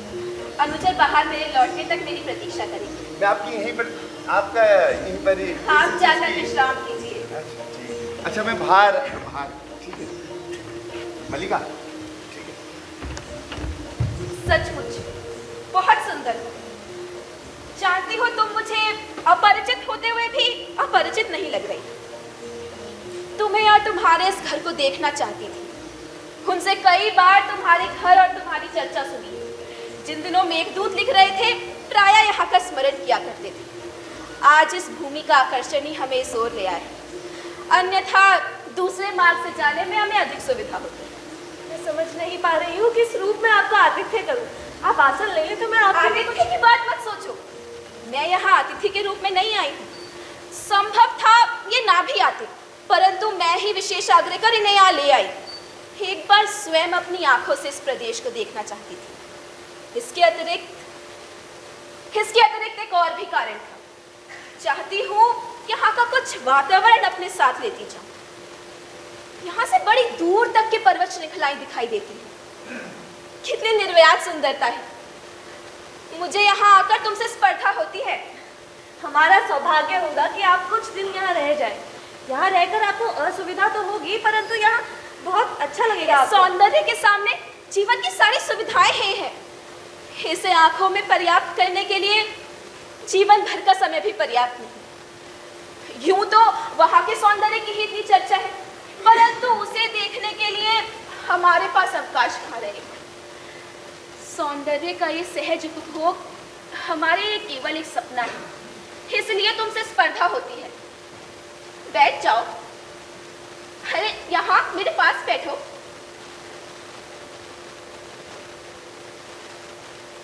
लग रहा है ग्राम प्रदेश में रहकर भी तुम्हें साहित्य से अनुराग है। किसकी रचनाएं हैं ये? कालिदास की। वे अब मातृगुप्त के नाम से जाने जाते हैं।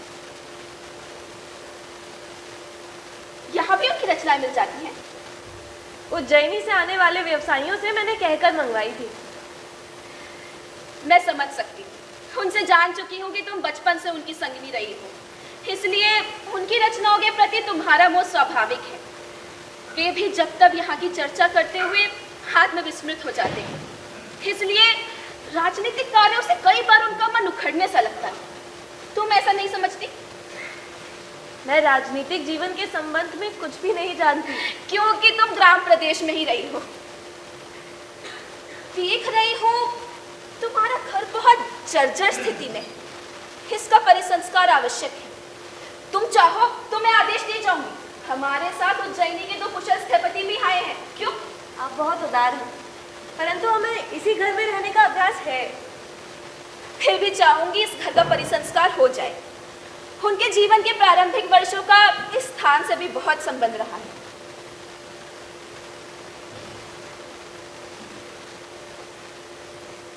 परंतु खेद है कि इस कार्य के निरीक्षण के लिए मैं स्वयं यहाँ नहीं रह पाऊंगी। कल ही हमें आगे की यात्रा आरंभ कर देनी होगी।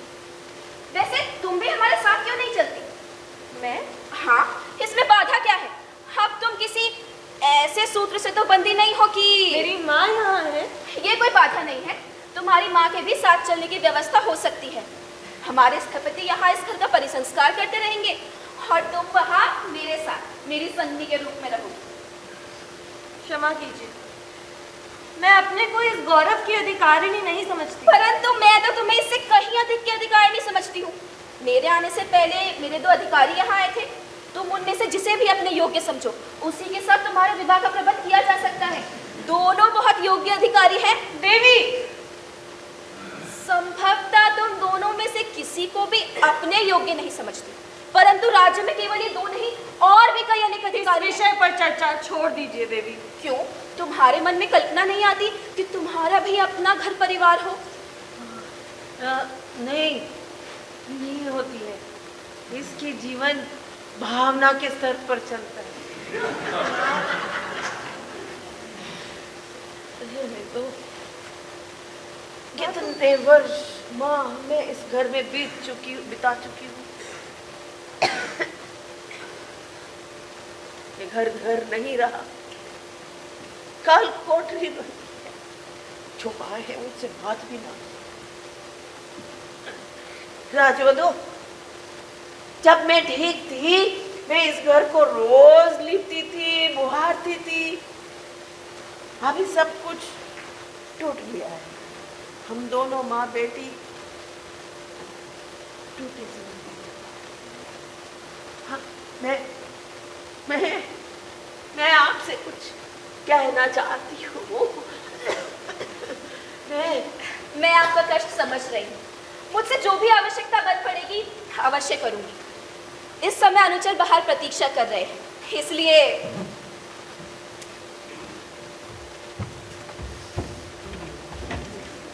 लो पढ़ो मेघदूत।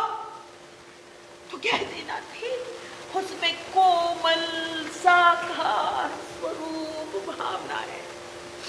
लो और पढ़ो मेघदूत। तुम्हारे साकार भावनाओं का स्पर्धा चल रही है। राजवधु अपने आप तो नहीं आई होगी। वो अभी शासक है, उसके पास धन है। तुम क्यों उनके साथ नहीं चली जाती? उनकी परिचारिका बन जाती, हमारे घर का परिसंस्करण हो जाता। हाँ? तुम उनके साथ क्यों नहीं चली जाती? इस तरह शुद्ध क्यों हो अंबिका? आज तो सारा ग्राम तुम्हारे सौभाग्य पर तुमसे श्रद्धा कर रहा है। राज की पगधूली घर में पड़ती है तो गौरव का अनुभव होता है। ऐसा अवसर हर किसी के जीवन में कहाँ आता है। हाँ, आज मैं ही जहाँ के पूरे ग्राम प्रांतर में बता दूंगी कि हमारे क्षुद्र जीवन को ठीक करने के लिए राज्य से लोग आए हैं। हमारे घर का परिसंस्करण हो जाएगा। बैठ जाओ अंबिका, बैठ जाओ। आज तुम्हारी बात सुनने के लिए ग्राम के पास अवकाश नहीं है। आज ग्राम के लोग बहुत व्यस्त हैं। वो बाहर से आए अतिथि के लिए पान और सामग्री जुटाने में व्यस्त हैं। आज अतिथि यहाँ के पत्थर तक बटोर कर ले जाना चाहते हैं। हाँ, आज यहाँ के पत्थर भी बहुत मूल्यवान समझे जाने लगे। हाँ, यहाँ के पत्थर पहले भी मूल्यवान ही थे आर्यविलो। वो और बात है कि किसी ने उनका मूल्य समझा नहीं। तो तुम भी क्यों नहीं जाके पत्थर बटोर लेते? तुम्हारे भावनाओं का कोई स्मरण नहीं रह जाएगा। आज ग्राम में चारों ओर बहुत उत्साह है। आज का दिन ग्राम प्रदेश के जीवन के लिए बहुत बड़ा उत्सव का दिन माना जाए। आज लोग अपने पशुओं तक की चिंता नहीं कर रहे हैं। वो तो बस अतिथियों के लिए पान और सामग्री जुटाने में व्यस्त है। उस सामग्री में कुछ हरिण शावक भी होंगे, हाँ, जो राजकन्या के विशेष आदेश पर एकत्रित किए जा रहे हैं। ये सत्य नहीं है। सत्य नहीं है।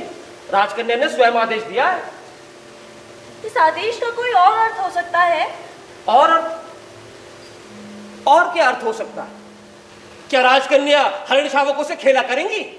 या उज्जैनी के कलाकार उनकी अनुकृतियां बनाएंगे? ये भी एक मनोरंजक विषय है। राज्य के कलाकार यहाँ की प्रत्येक वस्तु की अनुकृति बनाते घूम रहे हैं। यहाँ का कोई पेड़, पत्ता, तिनका शेष नहीं रह जाएगा जिसकी अनुकृति ना बनाई जाए। मैंने तो देखा कि कल धूप में एक कलाकार अपने ही छाया की अनुकृति बनाने लगा। अपनी छाया की अनुकृति। हाँ, अवश्य। यहाँ के धूप में भी उनकी आकृतियां अलग से दिखती होंगी। वो कहते नहीं, एक राक्षसी थी जिसकी छाया से धूप में अनुकृतियां बदल जाती। मैं ही हूँ राक्षसी। अरे मैं ही हूँ राक्षसी। माँ का स्वास्थ्य ठीक नहीं है। हाँ, तुम अंबिका को अंदर ले जाओ। ग्राम का उत्सव कोलाहल इसके मन को और अशांत करेगा। मैं तो केवल उत्सव की सूचना देने के लिए आया था। आश्चर्य है कालिदास ने यहाँ आना उचित नहीं समझा। कल तो सुनते हैं कि वो लोग चले भी जाएंगे। मैं जानती हूँ, अभी से नहीं पहले से जानती हूँ, वो इधर नहीं आएगा। वो अपने से मोह करता है। परंतु मैं समझता हूं उसे एक बार आना चाहिए। वो एक बार आएगा अवश्य। व्यक्ति इस तरीके से कोई संबंध तोड़ नहीं सकता, और विशेष रूप से वो व्यक्ति जिसे एक कवि का कोमल हृदय प्राप्त हो। तुम क्या कहती हो मल्लिका, उसे एक बार यहाँ आना नहीं चाहिए? आर्यविलो, मैं आपसे अनुरोध करती हूँ, आप इस समय यहाँ से चले जाएं। माँ का स्वास्थ्य ठीक नहीं है। आपकी बातों से माँ का मन विशुद्ध होता है। मेरी बातों से अंबिका का मन विशुद्ध होता है? मैं समझता हूँ उसके कारण दूसरे हैं। अंबिका स्वयं जानती है कि किन कारणों से उसका मन विशुद्ध होता है। मैं उन कारणों को समझता हूँ, इसलिए बहुत सी बातें ऐसी हैं जो अंबिका के मन में रहती हैं और मैं मुंह से कह देता हूँ। मैं जानता हूँ मेरा यहाँ आना तुम्हें अखर रहा है, ये कोई नई बात नहीं है। मैं कुछ देर और यहाँ रहना चाहता हूँ। पर्वत शिखर की ओर से एक अश्वरोही को आते देख रहा हूँ। संभव है इस बार कुछ क्षण के लिए वो यहाँ रुक जाए। ऐसी स्थिति में मैं भी उससे उसका कुशल क्षेम पूछ लूंगा। हमारी पुरानी मित्रता जो है। यदि आप उनसे मिलना चाहते हैं तो उसके लिए यही एक स्थान नहीं है आर्यविलो। ये स्थान क्या बुरा है? उसके जाने के दिन भी हमारी भेंट यही हुई थी, और वर्षों के बाद उसी स्थान पर मिलने से अंतराल का अनुभव नहीं होगा। आर्यविलो, मैं आपसे अनुरोध करती हूँ, आप इस समय यहाँ से चले जाएं, अन्यथा यहाँ कोई अयाचित स्थिति उत्पन्न हो जाएगी। माँ, इनसे कहो ये यहाँ से चले जाएं। मुझे इनका यहाँ होना अच्छा नहीं लग रहा है। आर्यविलो, मैं आपसे अनुरोध करती हूँ, आप यहाँ से चले जाएं। चला जाता,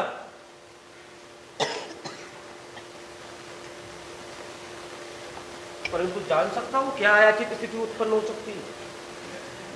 मैं जानती थी, अभी से नहीं, बहुत पहले से जानती थी।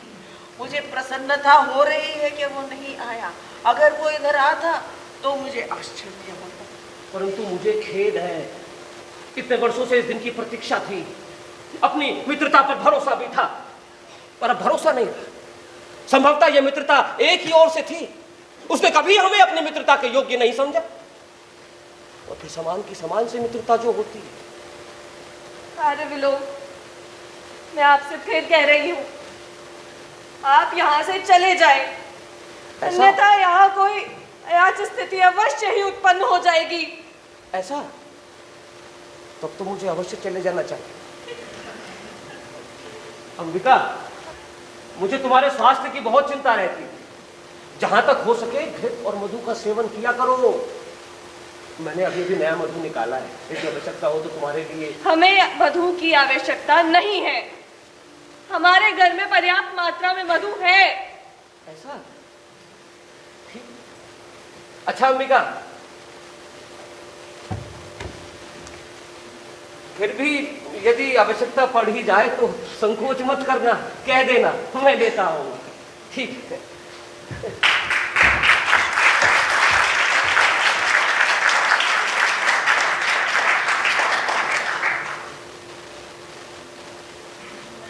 हो मल्लिका, उसके लिए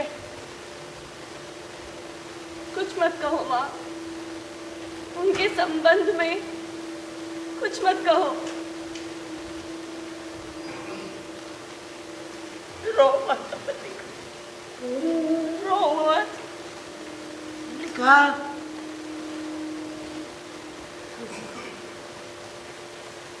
रो मत।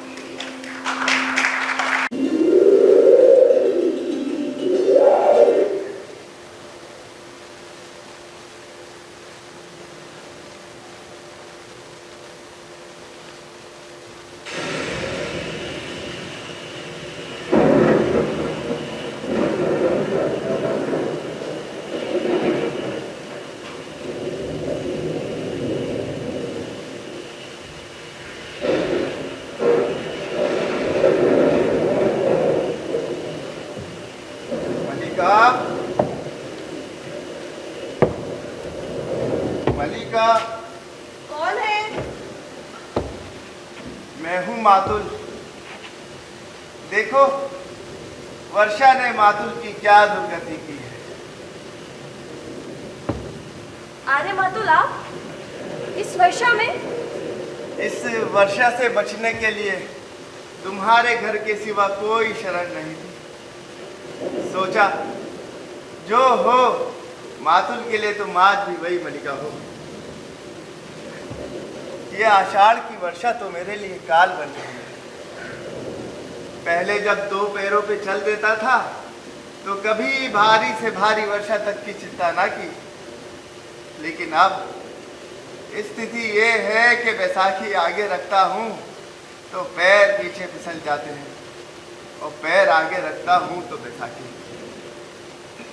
ये जानता कि राजप्रसाद में रहकर अपना एक पाँव तोड़ आऊंगा तो वहां कभी न जाता, जहां रहकर मैं अपना एक पाँव तोड़ आया हूँ। खड़े रहने में कष्ट होगा आने वालों, आप आसन ले लीजिए। तुमने ये घर की क्या अवस्था कर रखी है। अंबिका के न रहने से घर की व्यवस्था ही नहीं रही। क्या ये ठीक है कि प्रेम मंजरी ने तुम्हारे लिए वस्त्र और स्वर्ण मुद्राएं भिजवाई थी जो तुमने लौटा दी? मुझे उनकी आवश्यकता नहीं थी। और इस घर के परिसंस्कार के लिए स्थापतियों को भेजा था? इस घर को परिसंस्कार की आवश्यकता थी ही नहीं आर्य मातुल। तुमने कश्मीर का समाचार सुना? मैं हर समय घर में ही रहती हूँ, कहीं का भी समाचार कैसे सुन सकती हूँ? मैंने सुना। विश्वास नहीं होता किंतु होता भी है। राजनीति में कुछ भी संभव नहीं। जितना संभव है कि ऐसा ना हो, उतना ही संभव है कि ऐसा ही हो। और ये भी संभव है कि जो हो वो ना हो। परंतु समाचार क्या है? समाचार ये है कि सम्राट का निधन हो गया। वहां से आए आहत व्यक्ति का कहना था कि कालिदास ने कश्मीर छोड़ दी। यहाँ के लोगों का ये भी कहना है कि उन्होंने संन्यास ले लिया और काशी चले गए। नहीं, तुम काशी नहीं गए, तुमने संन्यास नहीं लिया। जानता था मैं जो कुछ भी कहूंगा वो कभी सत्य नहीं हो सकता, इसीलिए अब मैं कुछ कहता ही नहीं। वो काशी गया तो भी मैं झूठा, नहीं गया तो भी मैं झूठा। अब तो ठीक है, हाँ यही ठीक है, यही ठीक है, यही ठीक है, यही। नहीं, तुम काशी नहीं गए, तुमने संन्यास नहीं लिया। मैंने इसलिए तुमसे यहां से जाने को नहीं कहा था, मैंने इसलिए भी नहीं कहा था कि तुम यहां से जाकर कहीं का शासन भार संभालो, फिर भी तुमने ऐसा किया। मैंने तुम्हें शुभकामनाएं दी, यद्यपि प्रत्यक्ष तुमने वो शुभकामनाएं ग्रहण नहीं की।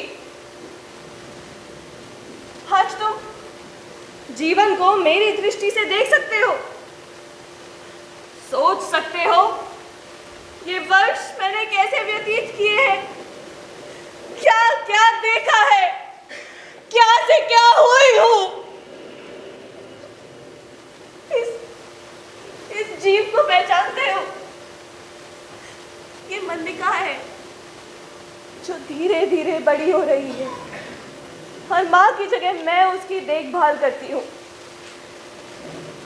ये मेरे अभाव की संतान है। जो भाव तुम थे वो कभी कोई ना हो सका, परंतु अभाव के कोष्ठ में न जाने कितनी कितनी आकृतियां हैं। लोग कहते हैं उज्जैनी में अपवाद है, तुम्हारा बहुत सा समय वारांगनाओं के साथ व्यतीत होता है, परंतु किसी वारांगना का ऐसा स्वरूप भी देखा है? आज तुम सोच सकते हो कि मैं क्या हूं, तुम मुझे पहचान सकते हो। मैं आज भी पर्वत शिखरों को सहलाती मेघमालाओं में खो जाती हूँ। मैं आज भी मेघदूत की पंक्तियां पढ़ पढ़ कर गाती हूँ। मैंने अपने भाव के गोष्ठ को सिद्ध नहीं होने दिया, परंतु इस अभाव के कोष्ठ में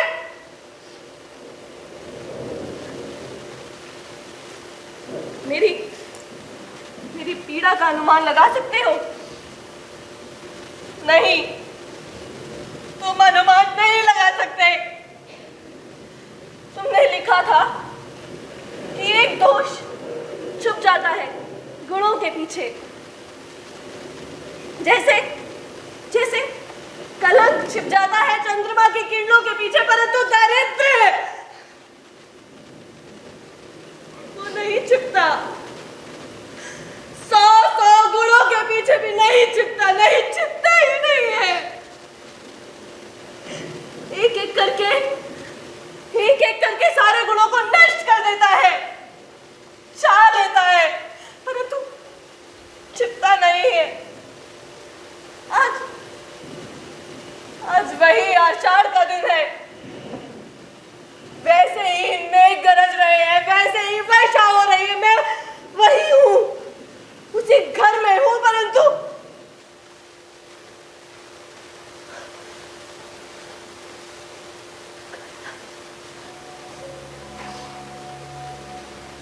संभव है पहचानती नहीं,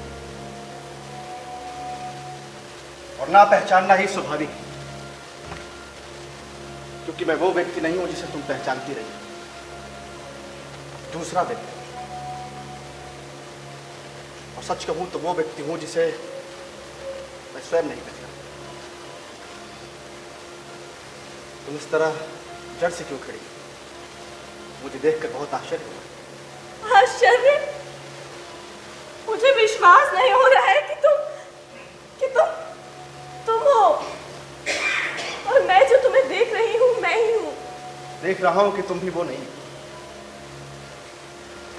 सब कुछ कितना बदल गया है। यह संभव है कि परिवर्तन केवल मेरी दृष्टि में। मुझे विश्वास नहीं होता ये स्वप्न नहीं है। नहीं, ये स्वप्न नहीं, यथार्थ है कि वर्षों के बाद टूटा हारा मैं यहां लौटा हूं ताकि एक बार यहां के यथार्थ को देख सकूं। तुम बहुत भीग गए हो। मेरे यहाँ सूखे वस्त्र तो नहीं है, परंतु मैं तुम्हारे लिए मेरे भीगे होने की चिंता मत करो मल्लिका। जानती हूं, इस तरह भीगना भी जीवन की एक महत्वाकांक्षा हो सकती है। वर्षों के बाद भीगा हूं, अभी सूखना नहीं चाहता। बहुत थक गए हो। थक गया, अभी भी थका हूं, परंतु वर्षा ने थकान कम कर दी। तुम सचमुच पहचाने नहीं जाते। तो तुम भी कहां पहचाने जाती। सब कुछ कितना बदल गया है। ये घर भी कितना अपरिचित सा लग रहा है मल्लिका। मैं जब भी यहां से गया था, यहाँ के प्रत्येक वस्तु में जो आत्मीयता थी मुझे कहीं नहीं, और मैं आशा कर रहा था कि मैं जब भी वापस आऊंगा यहाँ सब कुछ वैसा का वैसा होगा, जो का त्यों यथा स्थान। पर यहाँ कुछ भी तो वैसा नहीं है। तुमने सब कुछ बदल दिया है मल्लिका, तुमने सब कुछ बदल दिया है। मैंने नहीं बदला। जानता हूं तुमने नहीं बदला, किंतु मैंने नहीं सोचा था कि ये घर मुझे कभी अपरिचित भी लग सकता है। यहाँ के प्रत्येक वस्तु का स्थान और विन्यास इतना निश्चित था। ये कुशा, बाग छाल, गेरू की आकृतियां और तुम्हारी आंखें।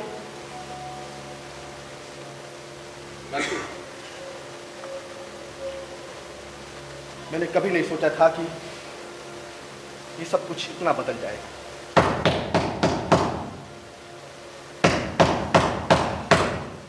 कौन है ये? वर्षा का दिन है, जिस किसी को आश्रय की आवश्यकता पड़ सकती है। तुम बात करते रहो। देख तो लो कौन है। वर्षा का दिन है। इसका स्वर बहुत विचित्र सा लगा जैसे यहाँ के प्रत्येक वस्तु की तरह वो भी किसी परिचित स्वर का बदला हुआ रूप है मल्लिका। वो तुम स्वस्थ नहीं दिखाई देते। बैठ कर बात करो।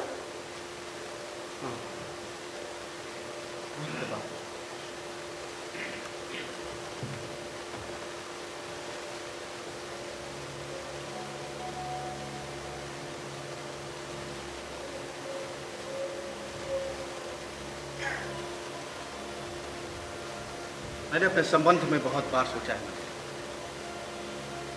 और हर बार इस निष्कर्ष पर पहुंचा हूं कि अंबिका ठीक कहती थी। मैं यहां से क्यों नहीं जाना चाहता? एक कारण यह भी हो सकता है कि मुझे अपने आप पर विश्वास नहीं। मैं नहीं जानता था कि अभाव और भर्त्सना के जीवन व्यतीत करने के उपरांत प्रतिष्ठा और सम्मान के वातावरण में मैं कैसा अनुभव करूं। मन में कहीं आशंका थी कि वो वातावरण मुझे छा लेगा, मेरे जीवन की दिशा को बदल देगा, और वो आशंका निराधार नहीं है मल्लिका। तुम्हें बहुत आश्चर्य हुआ था जब मैं कश्मीर का शासन संभालने जा रहा था। तुम्हें ये बात बहुत अस्वाभाविक लगी, परंतु मेरे लिए इसमें कुछ भी अस्वाभाविक नहीं था। अभावपूर्ण जीवन की वो एक स्वाभाविक प्रतिक्रिया थी, या संभवतः उसमें उन सबसे प्रतिशोध लेने की उत्कट आकांक्षा जिन्होंने जब तब मेरी भर्त्सना की थी, मेरा उपहास उड़ाया था।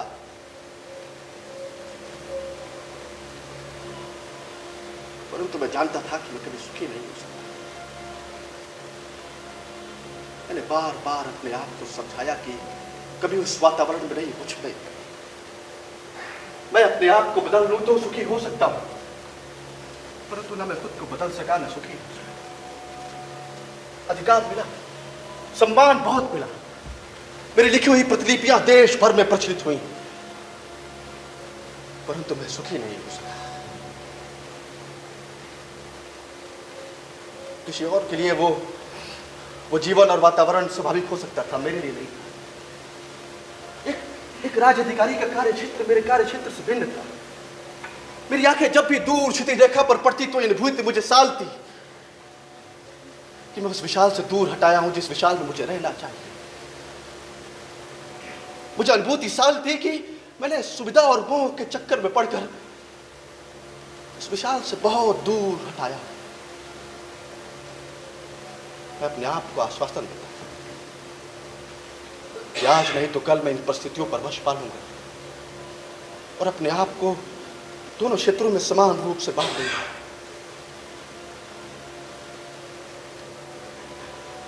परंतु मैं स्वयं ही परिस्थितियों के हाथों बनता और चालित होता। जिस कल की मुझे प्रतीक्षा थी वो कल कभी आया नहीं और मैं धीरे धीरे खंडित होता गया, खंडित होता गया।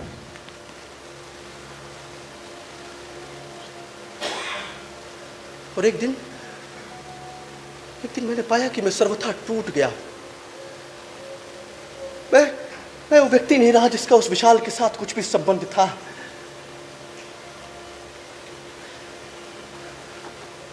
कश्मीर जाते हुए भी मैं यहां से होकर नहीं जाना चाहता था।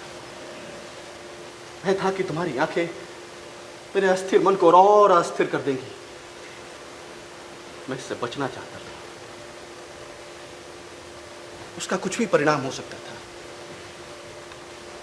कि दूसरे तुमसे क्या कहेंगे, तुम्हारे मन में क्या प्रतिक्रिया होगी। परंतु इस संबंध में निश्चिंत था कि तुम्हारे मन में ऐसा कोई भाव उत्पन्न नहीं होगा।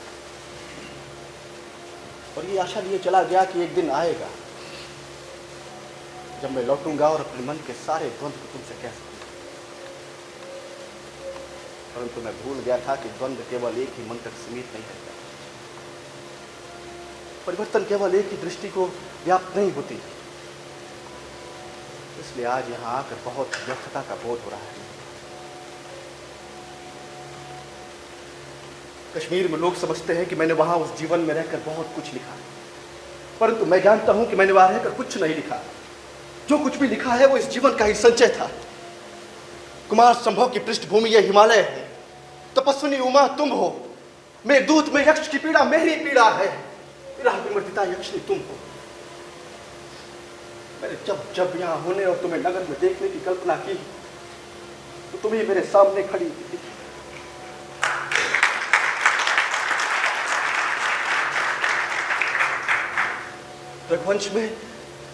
रघुवंश में अच का विलाप मेरी ही वेदना की अभिव्यक्ति है। चाहता था कि तुम सब पढ़ पाते,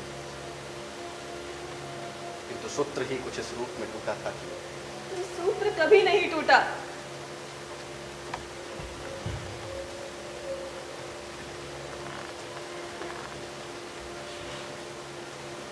मेघदूत, तुम्हारे पास ये मेघदूत की प्रतिलिपि कैसे पहुंच गई?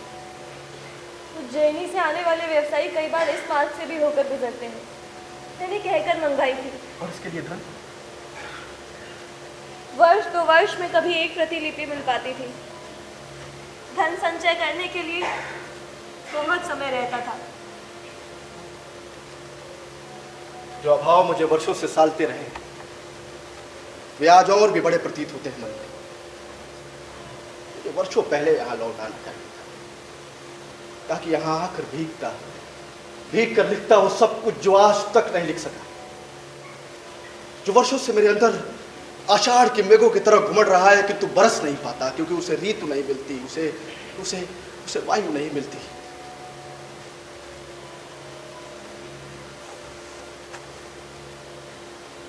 ये कौन सी रचना? ये तो केवल पूरे पृष्ठ है मलिका। ये पृष्ठ मैंने अपने हाथों से बनाकर सिए थे। सोचा था जब तुम आओगे तो तुम्हें भेंट करूंगी और कहूंगी कि इस पर अपने सबसे बड़े महाकाव्य की रचना करना, परंतु उस बार तुम आकर भी नहीं आए और ये भेंट यूं ही पड़ी रह गई। अब तो मुझे कहते भी संकोच होता है कि ये तुम्हारी रचना के लिए है। पूरे पृष्ठ तुमने अपने हाथों से बनाए थे ताकि मैं इन पर एक महाकाव्य की रचना कर सकूं। देख रहा हूं कि स्थान स्थान पर इन पर पानी की बूंदें हैं, जो निसंदेह वर्षा की बूंदें नहीं। लगता है तुमने अपनी आंखों से इन पर बहुत कुछ लिख दिया, और आंखों से ही नहीं, स्थान स्थान पर ये पृष्ठ श्वेत कर्णों से मैले, स्थान स्थान पर तुम्हारे नखों ने इन्हें छीला है, तुम्हारे दांतों ने इन्हें काटा है। ये हेमंत की पत्र धुली, इस घर का सीलन, इस पर एक महाकाव्य की रचना हो चुकी है, अनंत सर्गों की महाकाव्य की रचना हो चुकी है। अब इन पर कुछ नया नहीं लिखा जा सकता,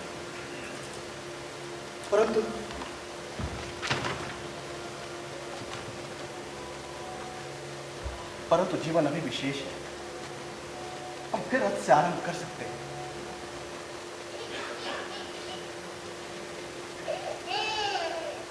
ये किसके रोने के शब्द है मल्लिका? ये मेरा वर्तमान है। तुम्हारा वर्तमान?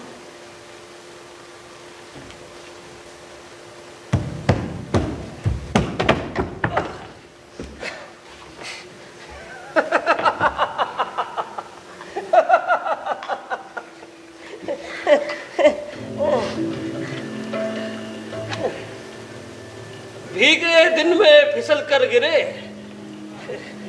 और गिरे सीधा खाई में।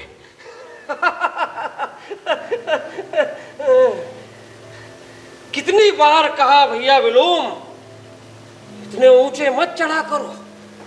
नहीं, भैया विलोम कहाँ मानने लगे। पहले आए तो द्वार बंद, लौट कर गए फिसल गए, फिर आए तो द्वार बंद। अब लौट कर जाते तो क्या होता? आज का दिन ही ऐसा।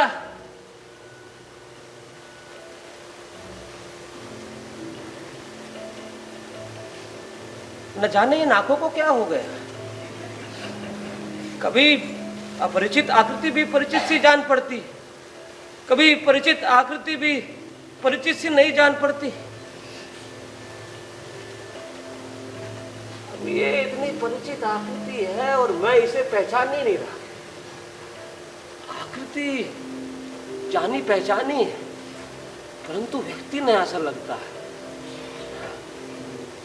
बंधु, ओ बंधु, क्या तुम मुझे पहचानते हो? आकृति बदल गई, व्यक्ति आज भी वही। स्वर भी परिचित है, शब्द भी।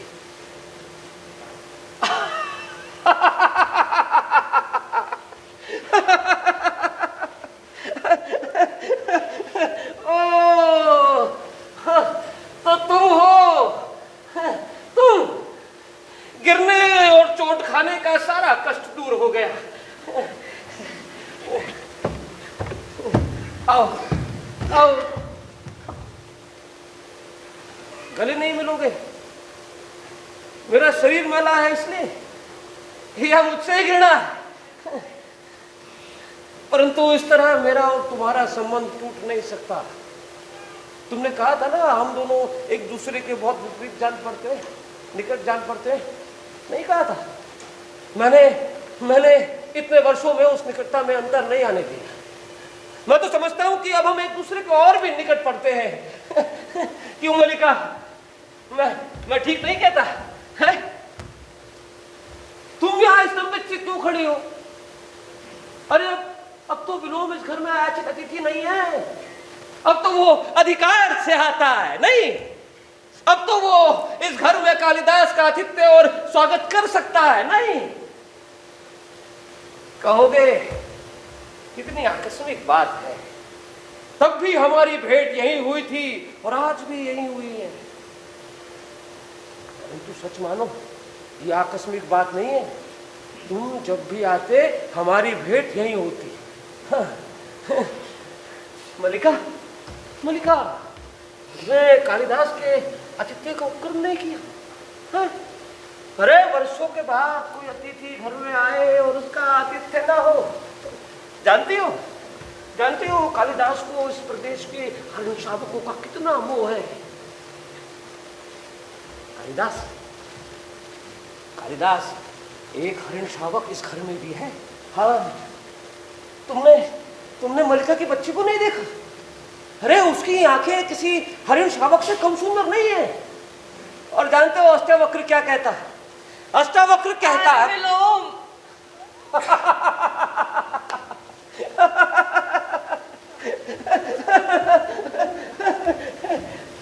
तो तुम नहीं चाहती कि कालिदास ये जाने कि अष्टावक्र क्या कहता है, परंतु मुझे उसकी बात पर विश्वास नहीं होता। संभव है कालिदास ही देखकर बता सके कि बच्ची की आकृति सचमुच विलोम से मिलती है। चलो देखोगे? यहां से चले जाओ विलोम। कहां से?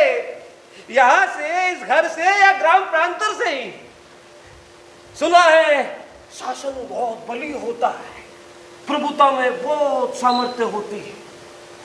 मैंने कहा यहां से चले जाओ विलोम। क्योंकि तुम यहां लौट कर आ गए हो, क्योंकि वर्षों से छोड़ी हुई भूमि आज फिर से तुम्हें अपनी प्रतीत होने लगी, क्योंकि तुम्हारे अधिकार शाश्वत हैं।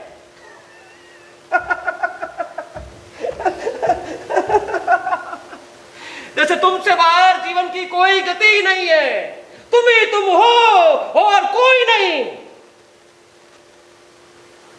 परंतु समय निर्दयी नहीं है, उसने औरों को भी सत्ता दी है, अधिकार दिया है, तो धूप के लिए निवेद्य पर रुका नहीं रहा। उसने औरों को भी अवसर दिया है, निर्माण किया है। तुम्हें उसके निर्माण से वितृष्णा होती है, क्योंकि तुम जहां अपने आप को देखना चाहते हो नहीं देख पा रहे हो।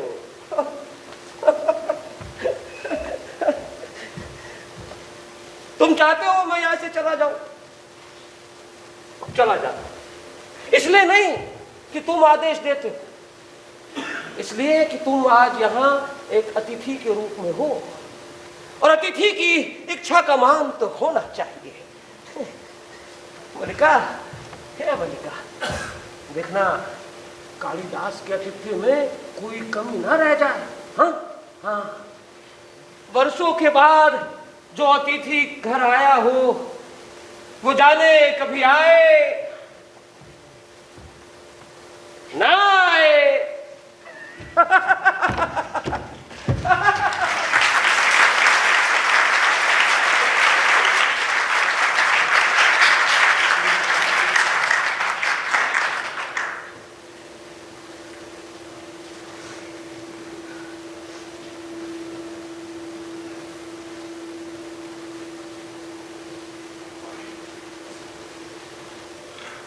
क्या सोच रहे हो?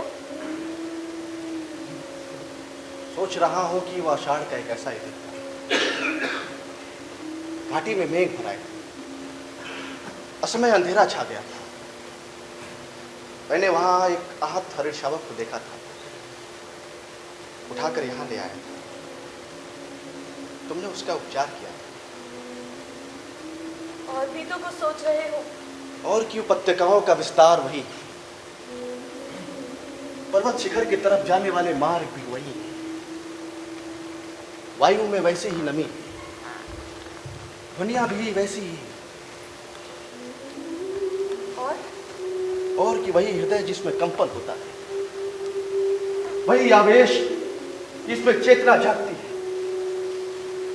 परंतु इन कोरे पृष्ठों का महाकाव्य तब नहीं लिखा गया।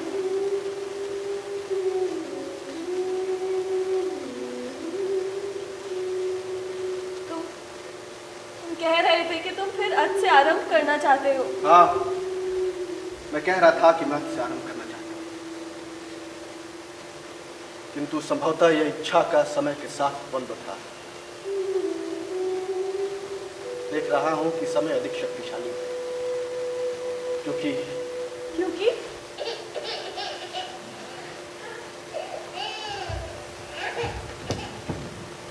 समय किसी की प्रतीक्षा नहीं करता।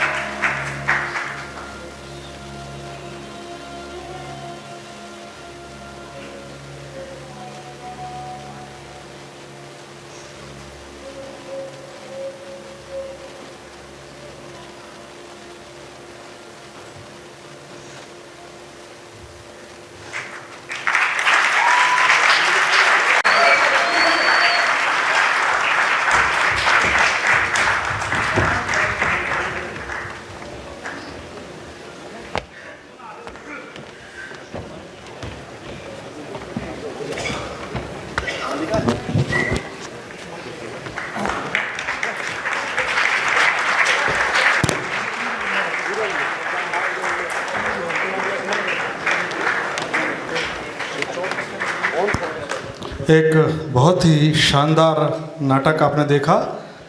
जोरदार तालियों से आप इन कलाकारों का स्वागत करें। एक एक कलाकार ने अपना बेहतरीन प्रदर्शन किया है।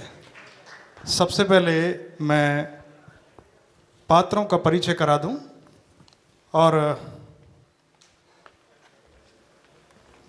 इसमें अनुस्वार की भूमिका में थे विपिन, बहुत ही अच्छे। अनुनासिका की भूमिका में आलोक, रंगनी की भूमिका में अभिषेक,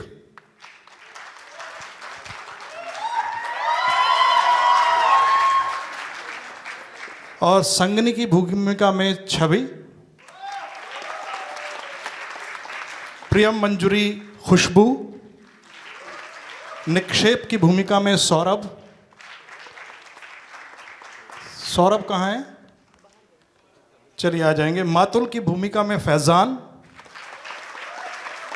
और अंबिका की भूमिका में मीता मिश्रा जी। आपने ही आज के इस नाटक का निर्देशन किया है, बहुत बहुत बधाई आपको। मल्लिका की भूमिका में शिवानी यादव, विलोम की भूमिका में अविनाश तोमर, कालिदास की भूमिका में हिमांशु हिमानिया और प्रकाश धीरेन्द्र कुमार का था, संगीत प्रतीक और अभिषेक का, मेकअप सुनील, सेट पर सुदीप और इस नाटक के निर्देशक थे अरविंद सिंह चंद्रवंशी जी, जो बाहर होने के कारण नहीं आ पाए। और एक बार जोरदार तालियों से बताइए कि कैसा लगा कार्यक्रम। बहुत अच्छा कार्यक्रम। अब मैं हिंदी अकादमी के सचिव श्री संजय कुमार गर्ग जी को मंच पर आमंत्रित करता हूं।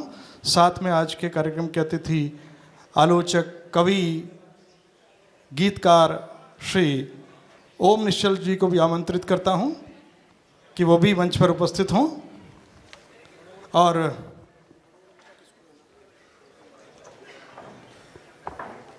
मेरा निवेदन आज के इस कार्यक्रम की जो निर्देशिका हैं मीता मिश्रा जी, सचिव साहब से निवेदन है कि उनको बुका देकर, पुष्पगुच्छ देकर उनका स्वागत करें। वैसे तो हर कलाकार ने एक अद्भुत भूमिका निभाई है।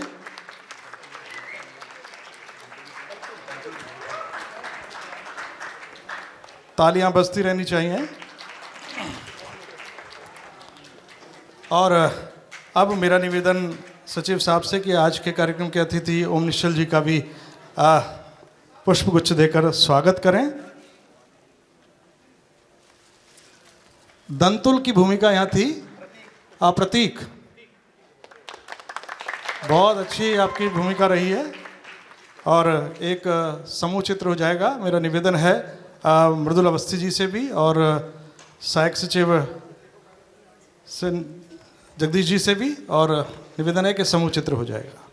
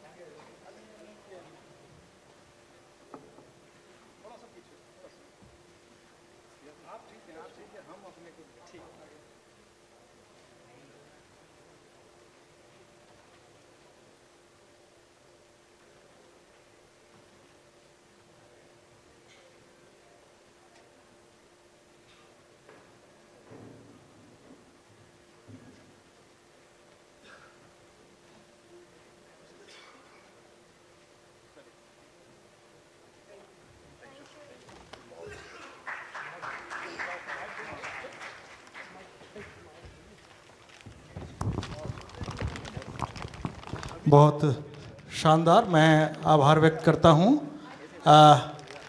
हमारे आज की मीता जी का जी कि आपने बहुत शानदार कार्यक्रम। आभार सचिव हिंदी अकादमी दिल्ली का और मृदुल अवस्थी जी का, ओम निश्चल जी का और यहाँ उपस्थित सभी जितने भी हमारे अतिथि हैं उनका, हिंदी अकादमी के सभी अधिकारियों और कर्मचारियों का आभार। आज के हमारे जो अतिथि थे वो किसी कारण नहीं आ पाए। कला संस्कृति भाषा मंत्री श्री कपिल मिश्रा जी का भी आभार व्यक्त करते हैं और दिल्ली सरकार के सभी